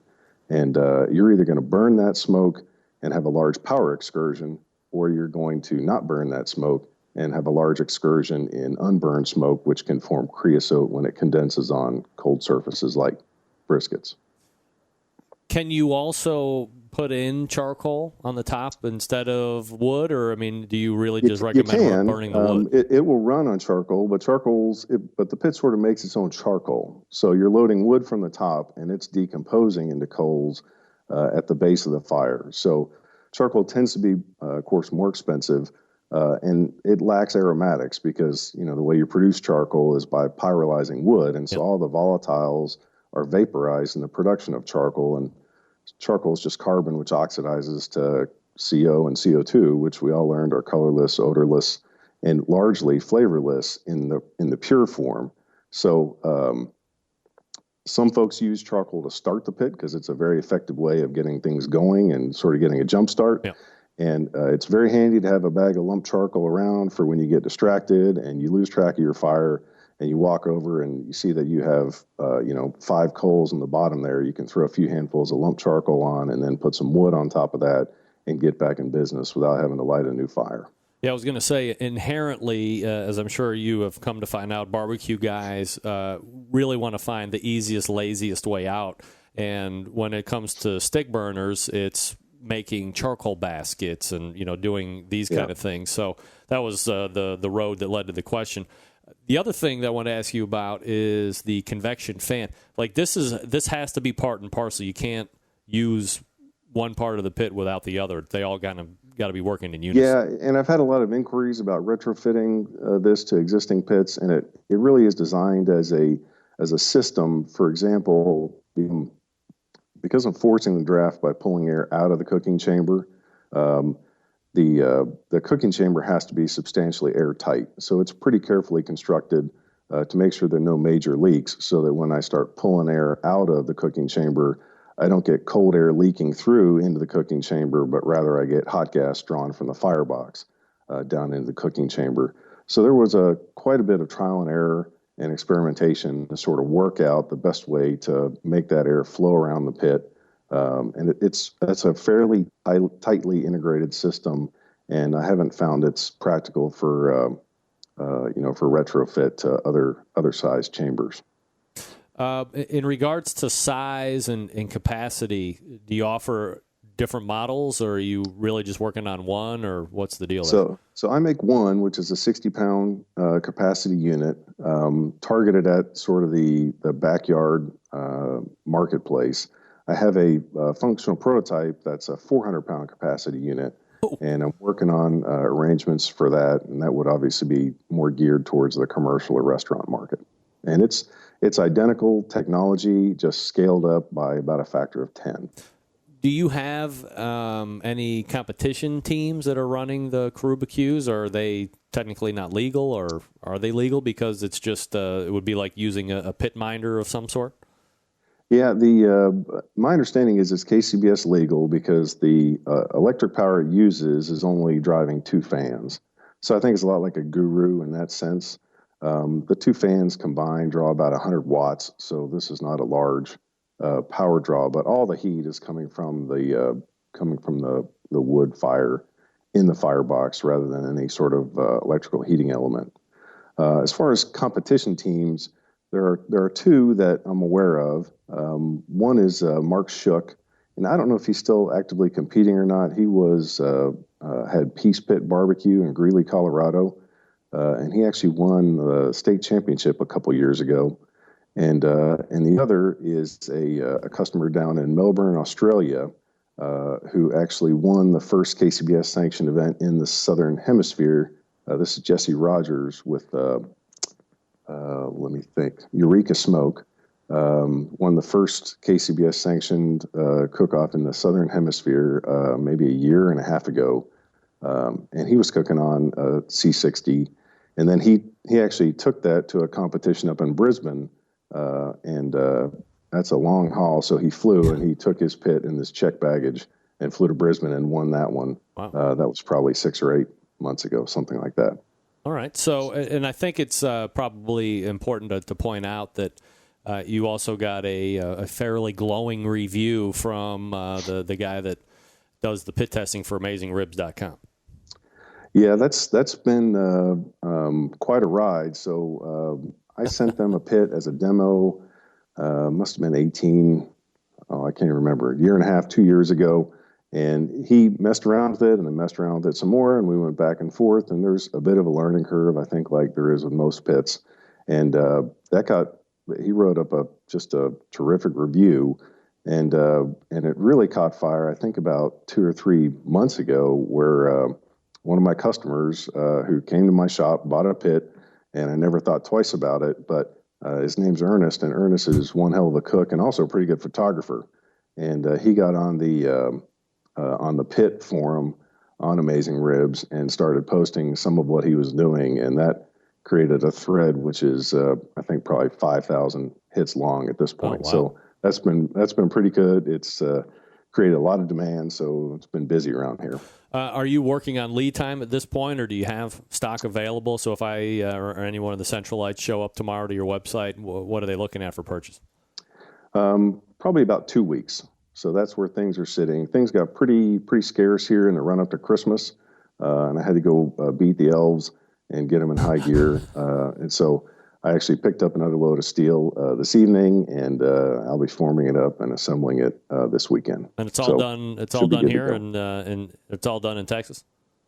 It's all done in my shop in South Lake, Texas. Wonderful. All right, you can check it out at KBQ. That's Kilo Bravo Quebec.us, KBQ.us. We're talking with Bill Karau, the creator of the Karubecue. Bill, aside from the big monster, any other prototypes or options available? So the big monster, I've been messing around a little bit with a a more advanced temperature control.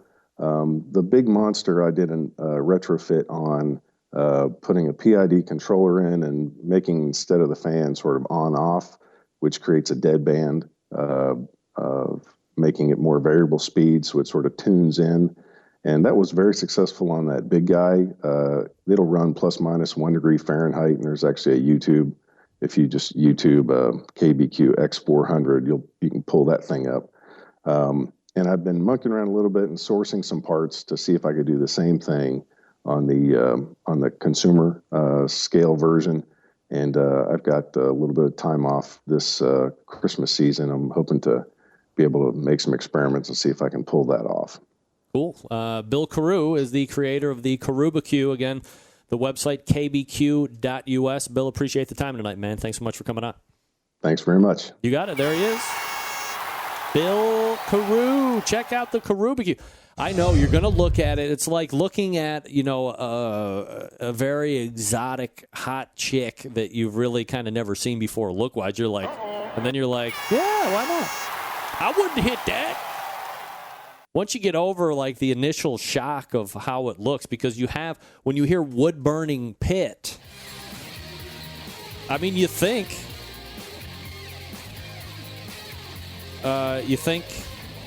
one thing, and here's another. By the way, I do not have one sitting in my backyard. So just relax on that. Again, I'm trying to bring you all of the pit people out there that I possibly can. Bill is one of them. And the write-up on Amazing Ribs is beyond flattering. Meathead himself said it is barbecue nirvana. It's like Meathead, right? All right, folks, if you didn't know, Big Poppa Smokers, the one-stop online shop for anyone interested in barbecue, the number one dealer of Mac pellet grills in the world. Big Poppa Smokers features a wide selection of American-made grills, drums, smokers, such as the Old Hickory Ace BP, the Gateway Drum Smoker, even a drum kit that gives you everything you need to make a world-class smoker out of a 55-gallon drum. BPS also features and makes a name for itself by crafting award-winning lines of championship rubs. Flavors like Sweet Money and Happy Ending have had a hand in winning almost every major barbecue competition event. Don't think that they can just be pigeonholed in competitive barbecue either. BPS rubs have become so well known, they've been picked up by a nationwide restaurant chain called BJ's Restaurant and Brew House. With 4 of the 9 BPS rubs featured on their permanent menu and amid glowing reviews, BPS rubs are proven to be a great addition to anyone's pantry. Big Poppa's website also features an online meat locker with top quality meats from Snake River Farms, shipped right to your door, from American Kobe beef, the Caribou pork, the Double R Ranch meats. Big Poppa's Meat Locker has something for every type of barbecue aficionado. Also, he has banded together with California-based rub maker Simply Marvelous Barbecue to form what is the West Coast offense. I mean, really, it's what people are shooting for right now on the competition scene, the West Coast offense. Committed to bringing you the best flavors on the market. They're selling Swamp Boy sauce, a fine swine sauce, Granny's barbecue sauce. They've also created a unique brand ambassador program called the BPS Elite Team, featuring 15 of the best competition teams in the country working together to promote camaraderie, competition barbecue, and to benefit children's charities across the U.S. Millions of dollars, by the way. Keep in mind that Big Poppa Smokers has been able to do all of this within only 5 years of being in the biz, almost 6 now, turning competition barbecue on its head, providing customers with the very best barbecue products, becoming a staple of a nationwide restaurant chain, and most importantly, benefiting children's charities across the U.S. It's just the beginning for Big Poppa Smokers. BigPoppaSmokers.com. That's BigPoppaSmokers.com. So, hey, check them out. Support them. They support me. And I'll thank you. That's right. All right, we're back with Scot Kee from Little Pig Town. We're going to talk King of the Smoker win right after this. Stick around.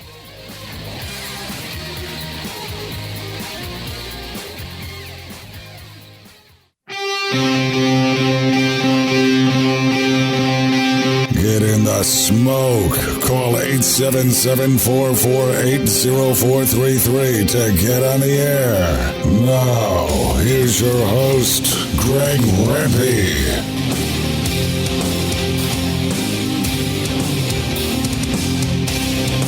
All right, welcome back to this portion of the show being brought to you by iGrill. Bluetooth technology freeing you up from the grill or cooker to do what needs to get done, like raking or mowing the lawn at the end of December. What the hell? Looking for a great holiday gift? It's it. This is the one, the iGrill 2, retailing for about $100. You can find it at Lowe's. Get it online. You can go to iDevicesinc.com. Use promo code CENTRAL when you check out. My dad has an iGrill 2. He loves it. Always talking about how great it is and how he's gallivanting through the house, writing expense reports, making caller reports, all the while being able to keep up to speed on exactly what his meat is doing. So thanks to iGrill and those good folks for supporting the show this year, and look forward to an extended relationship with them in 2016 as well. All right, joining me here to close out the show, we've been hyping it up for weeks, perhaps even months, and it took place this past weekend, the King of the Smokers, and this guy won it. A longtime barbecue competitor. He's won a lot, by the way. He's been on this show before in a number of different fashions. We welcome back friend of the show, Scot Kee, of Little Pigtown. Scott, how are you, buddy? Hey, Scott, how are you? I'm good, man. How are you? Yeah, good. Sorry, I had the wrong channel up there. It's my first show tonight, by the way, so, hey, just starting out. Yeah, me too. So, Scott, talk to me, I guess, before we start breaking down the minutia of the contest itself and how you kind of went around and smacked everybody in the face. Talk to me about the location and, what King of the Smoker means. Have you been before, or is this your first time out? Yeah, this is actually my fourth year to attend King of the Smoker. All right, so it's an amazing event. It's set up on the La Quinta Resort. They pretty much just take care of everything, and it's just immaculate from start to finish. Are you able to evaluate where this event started back 3 years ago and where you are now in the fourth year? Have there been noticeable changes, or has it really kind of started out? I mean, I remember when the first time this thing hit, and I mean, it was like you would have thought this thing had been around for 50 years and everybody was raving about it. And as you said, from a cook's perspective, you couldn't ask for more.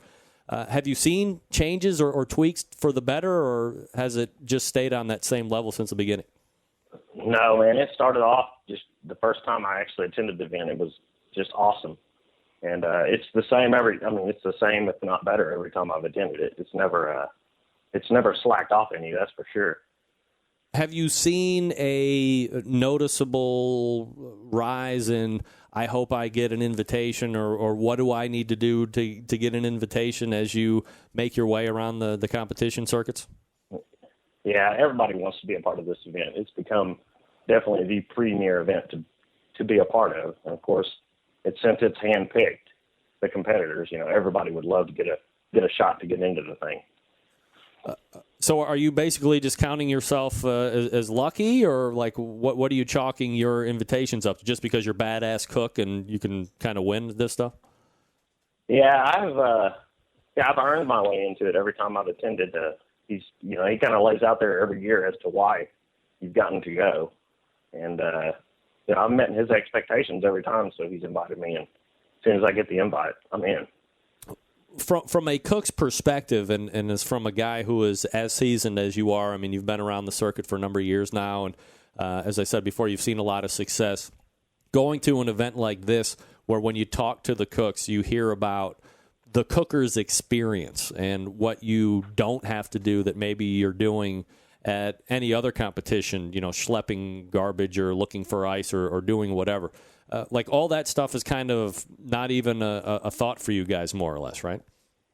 No, it's nothing. I mean, we don't do anything they set up the tents, they put the pits in place, they have all the garbage receptacles, they bring you ice, they bring you food, and they take care of everything. One of the really coolest things about King of the Smoker is when you're actually cooking the competition, from the time the contest starts until 10 minutes after the last turn-in, no spectators are invited.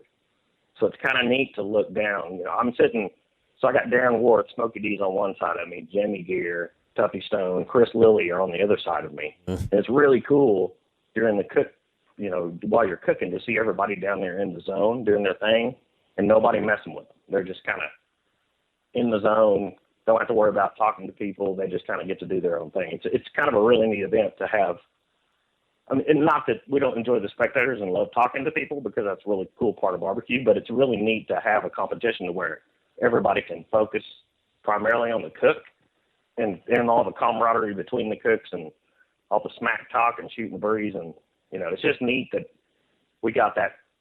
I don't know. It's kind of a special point of the competition where there's just the cooks from the time we start cooking until we turn in that last brisket. And then he opens the gates, and it's, you know, the floodgates are open. There's tons of people in there at that point.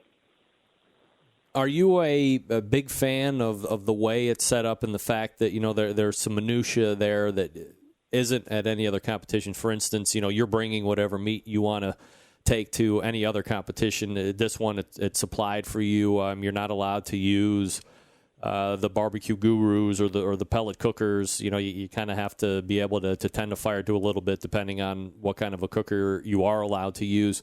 I don't know if I would go as far as saying it's an old school competition, but it's certainly, you know, putting a little bit more onus back on the pitmaster to a certain degree and kind of trying to level the playing field with providing some of that stuff that has become really specialized over the last 5, 6, 7 years.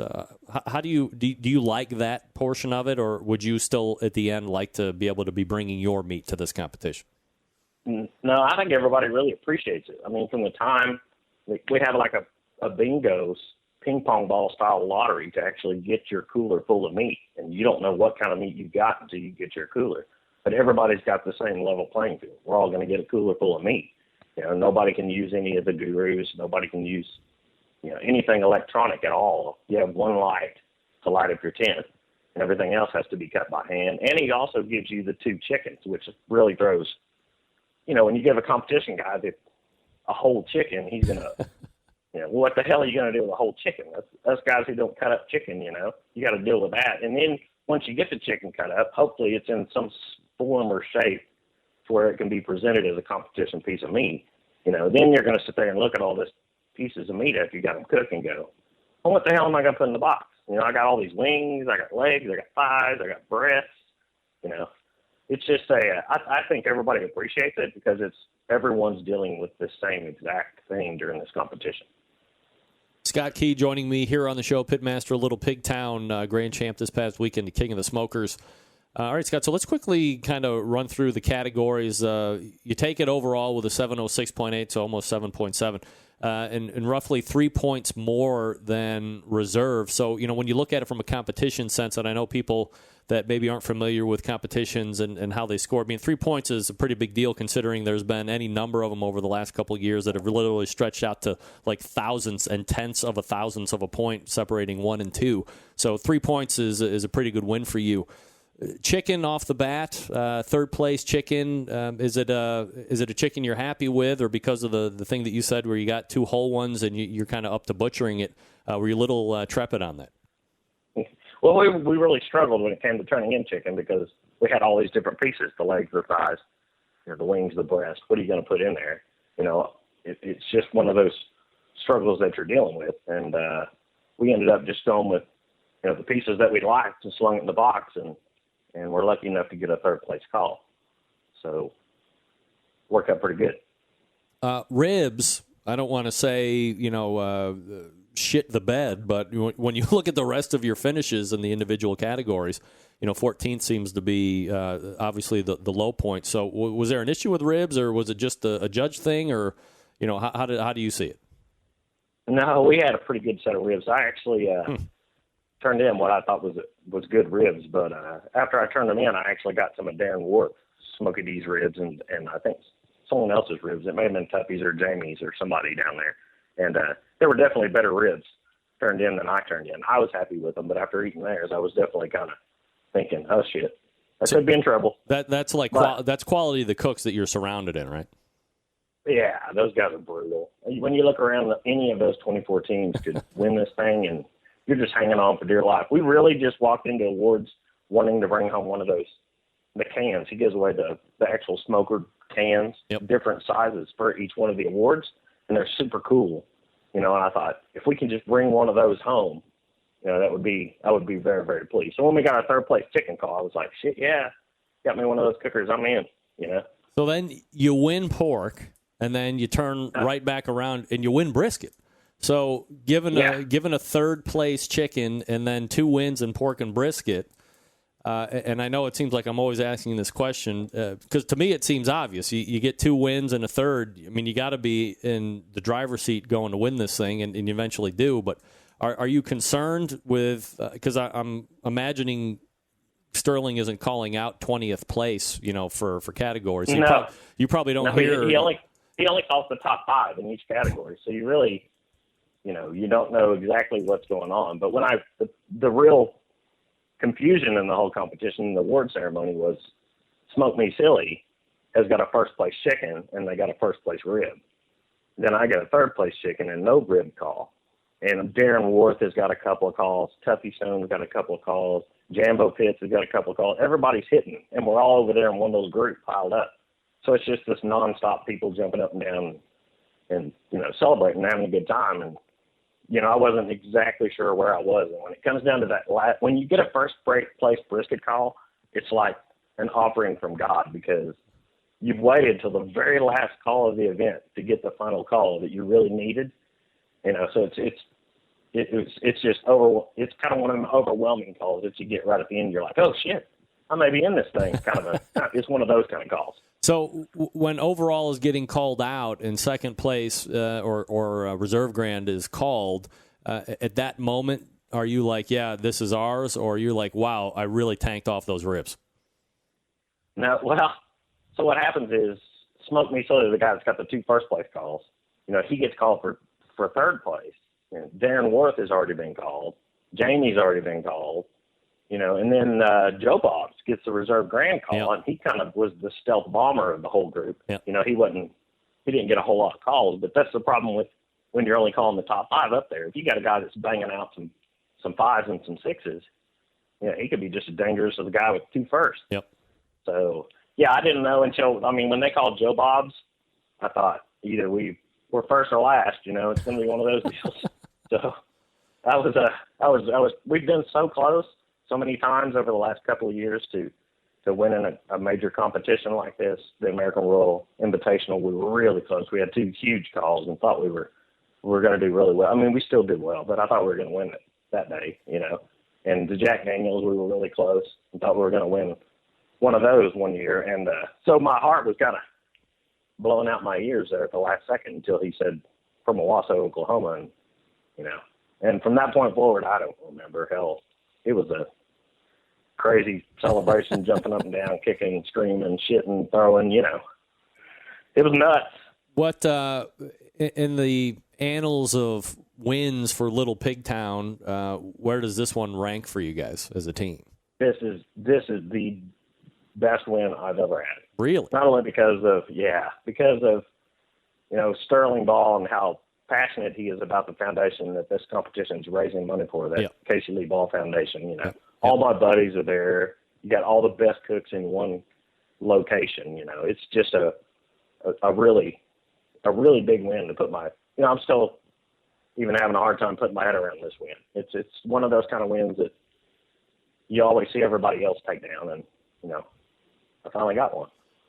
Is it really an event when you go to it that you want to win, or is it the one you don't want to finish last at?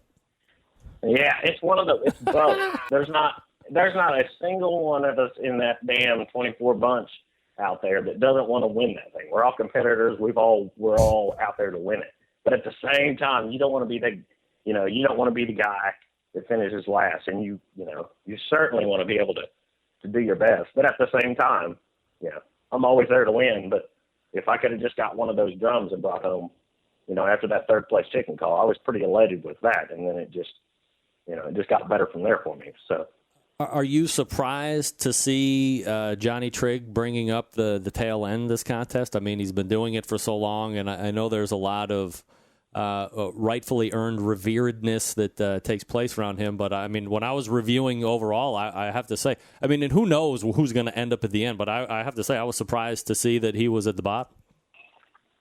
Yeah, I was too. But unfortunately, in that group of guys, there's got to be somebody that's going to fall down there, and you would certainly think that Johnny, being the godfather of barbecue, you would love to see him be at the top every time he cooks, but it just didn't work out for him this weekend. But it's certainly not he said the bottom of the pack that week, but he certainly didn't. It's still a huge honor just to be a part of that weekend. Hey, Scott, guess what? Better him than you. Yeah, right? You're damn right. So in regards to this season, obviously this is going to be the last one that you're going to be doing. How do you kind of evaluate the 2015 season for the team? Yeah, this is kind of horseshit, by the way. I get my karma at the end of the year when it's all over. What kind of deal is that, dude? Yeah, somebody's going to have a great 2016, brother, man. You got to look at it the right way. We had a great year. We cooked a lot of tough competitions. We had them. Oklahoma has got just some brutally good cooks here. We got Travis Clark, who's number 1 in the country. Dave Green, who's Bosca. number 2 in the country. We got Dave Bosca, Butcher Barbecue, who's here. He just rips it up every other weekend. Just a rough crowd to cook in. So I had a lot of, I won a couple, and I had a couple of reserve grand finishes and some thirds as well. But it was a great year of competing. We cooked for it really well, and I was happy with the turnout. Next year, are you planning on doing your typical amount? Or are you going to do more or going to do less?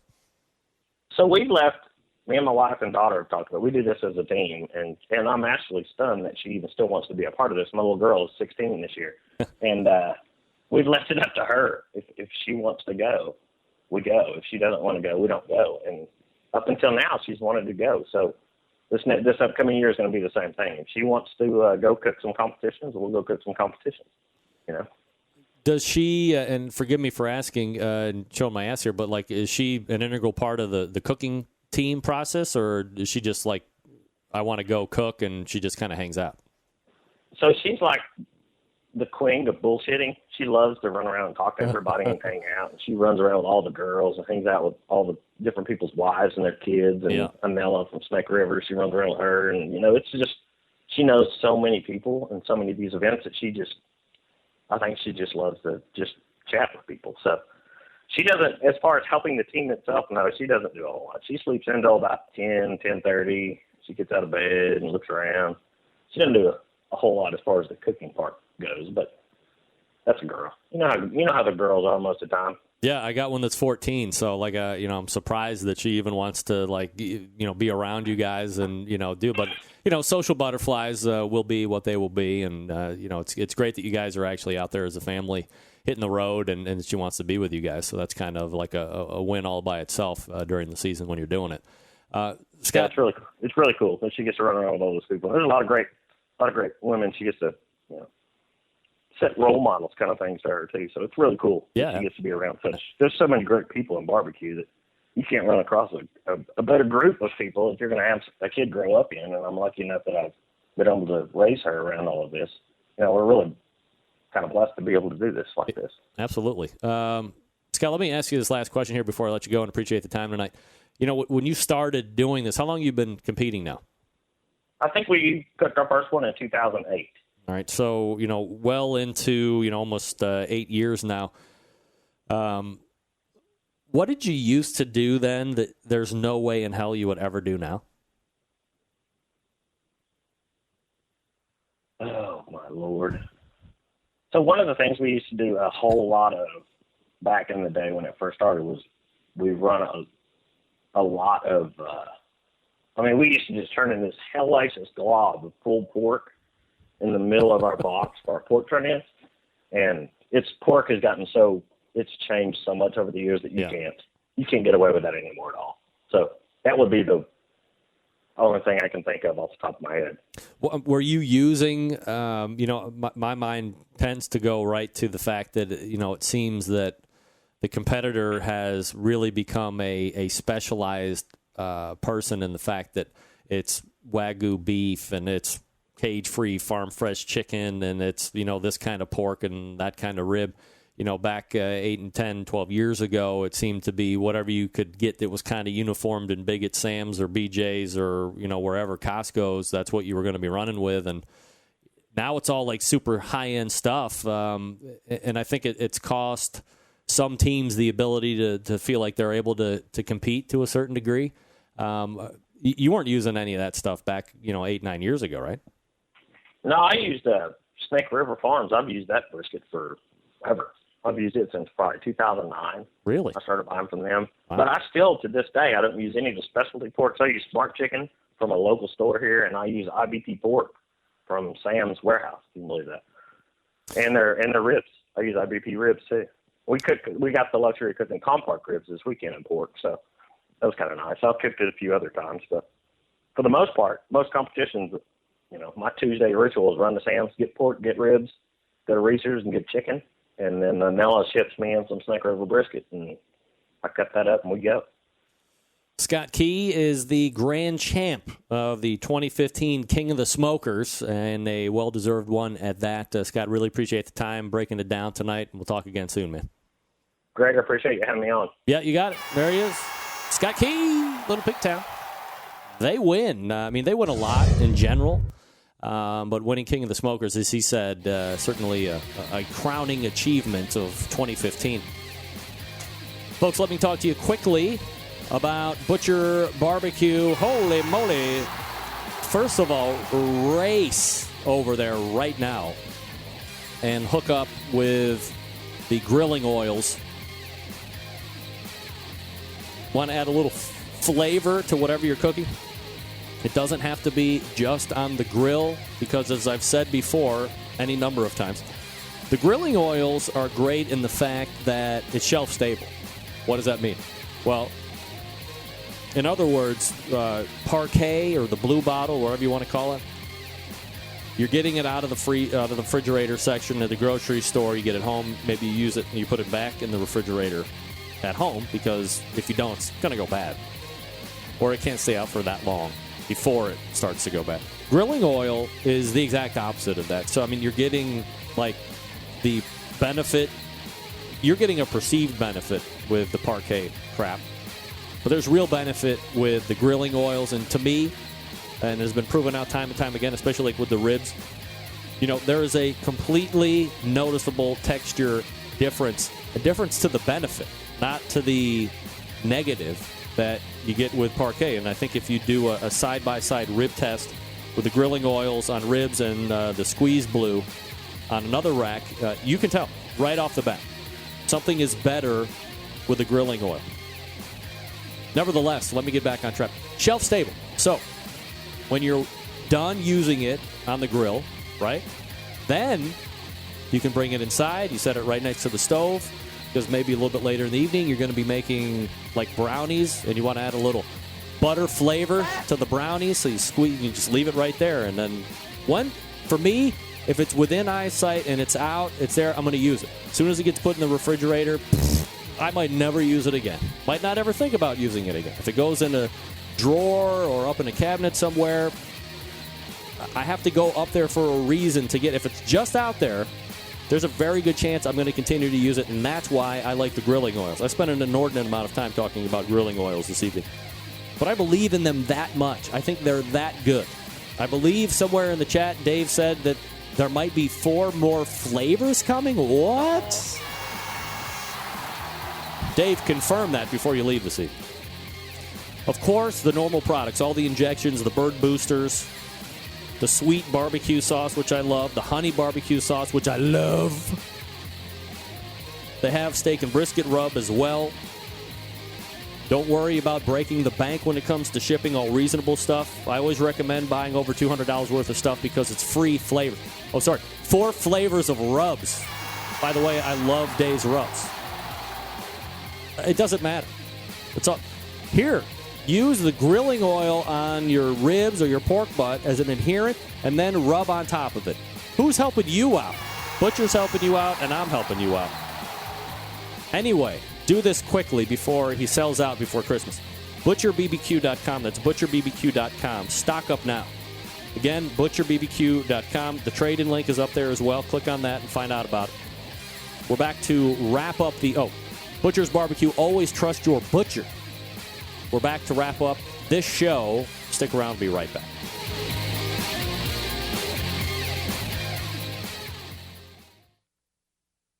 Hi, this is Bobby Rempe from Cleveland, Ohio, and you're listening to Barbecue Central. Big name interviews, advice on cooking brisket and ribs, and the only host willing to share his honest opinion on all things important in the world of barbecue. It's the Barbecue Central Show. Hey, all right. We're back.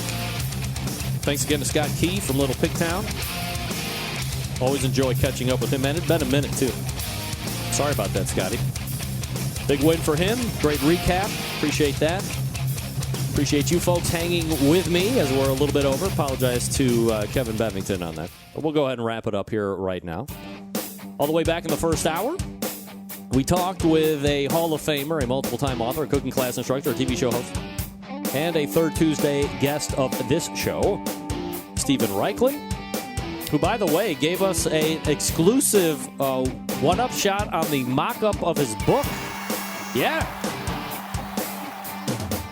Then we talked with the official Texas correspondent of the Barbecue Central show, Doug Scheiding, catching us up with the 2015 happenings of barbecue, recapping the 3 sanctioning bodies and their teams of the year winners, and a little preview of 2016 for the state itself and for Doug's team. Then in the second hour, we talked with Bill Karau from Karubecue, kbq.us, KBQ, Kilo Brava Quebec.us. Check out his website and his uniquely set up smoker. There's actually one, for the people that are, I don't know if they're hating, but very skeptical. There's a guy in Middlefield, Ohio, which is Amish country about an hour away from me. He has one. I have his contact information. I'm going to go down after he's got a few handful of cooks underneath, and I will take video and pictures and report back on how the metal looks. You people are so worried. The delicate geniuses. Thanks to Bill Karau for coming up. Appreciate it. Also, thanks to, again, Scot Kee from Little Pigtown. Very, very excited, still excited about the big win at King of the Smokers, as well as he should be. We got a big show already. I can tell you this, Sam Zion will be back next week. It's been a quick, hot second since we've talked with him. September 11th, 2001, I will never forget. And until next Tuesday at 9 p.m. Eastern Standard Time, this is your program host and proud U.S. American, Greg Rempe. Good night now.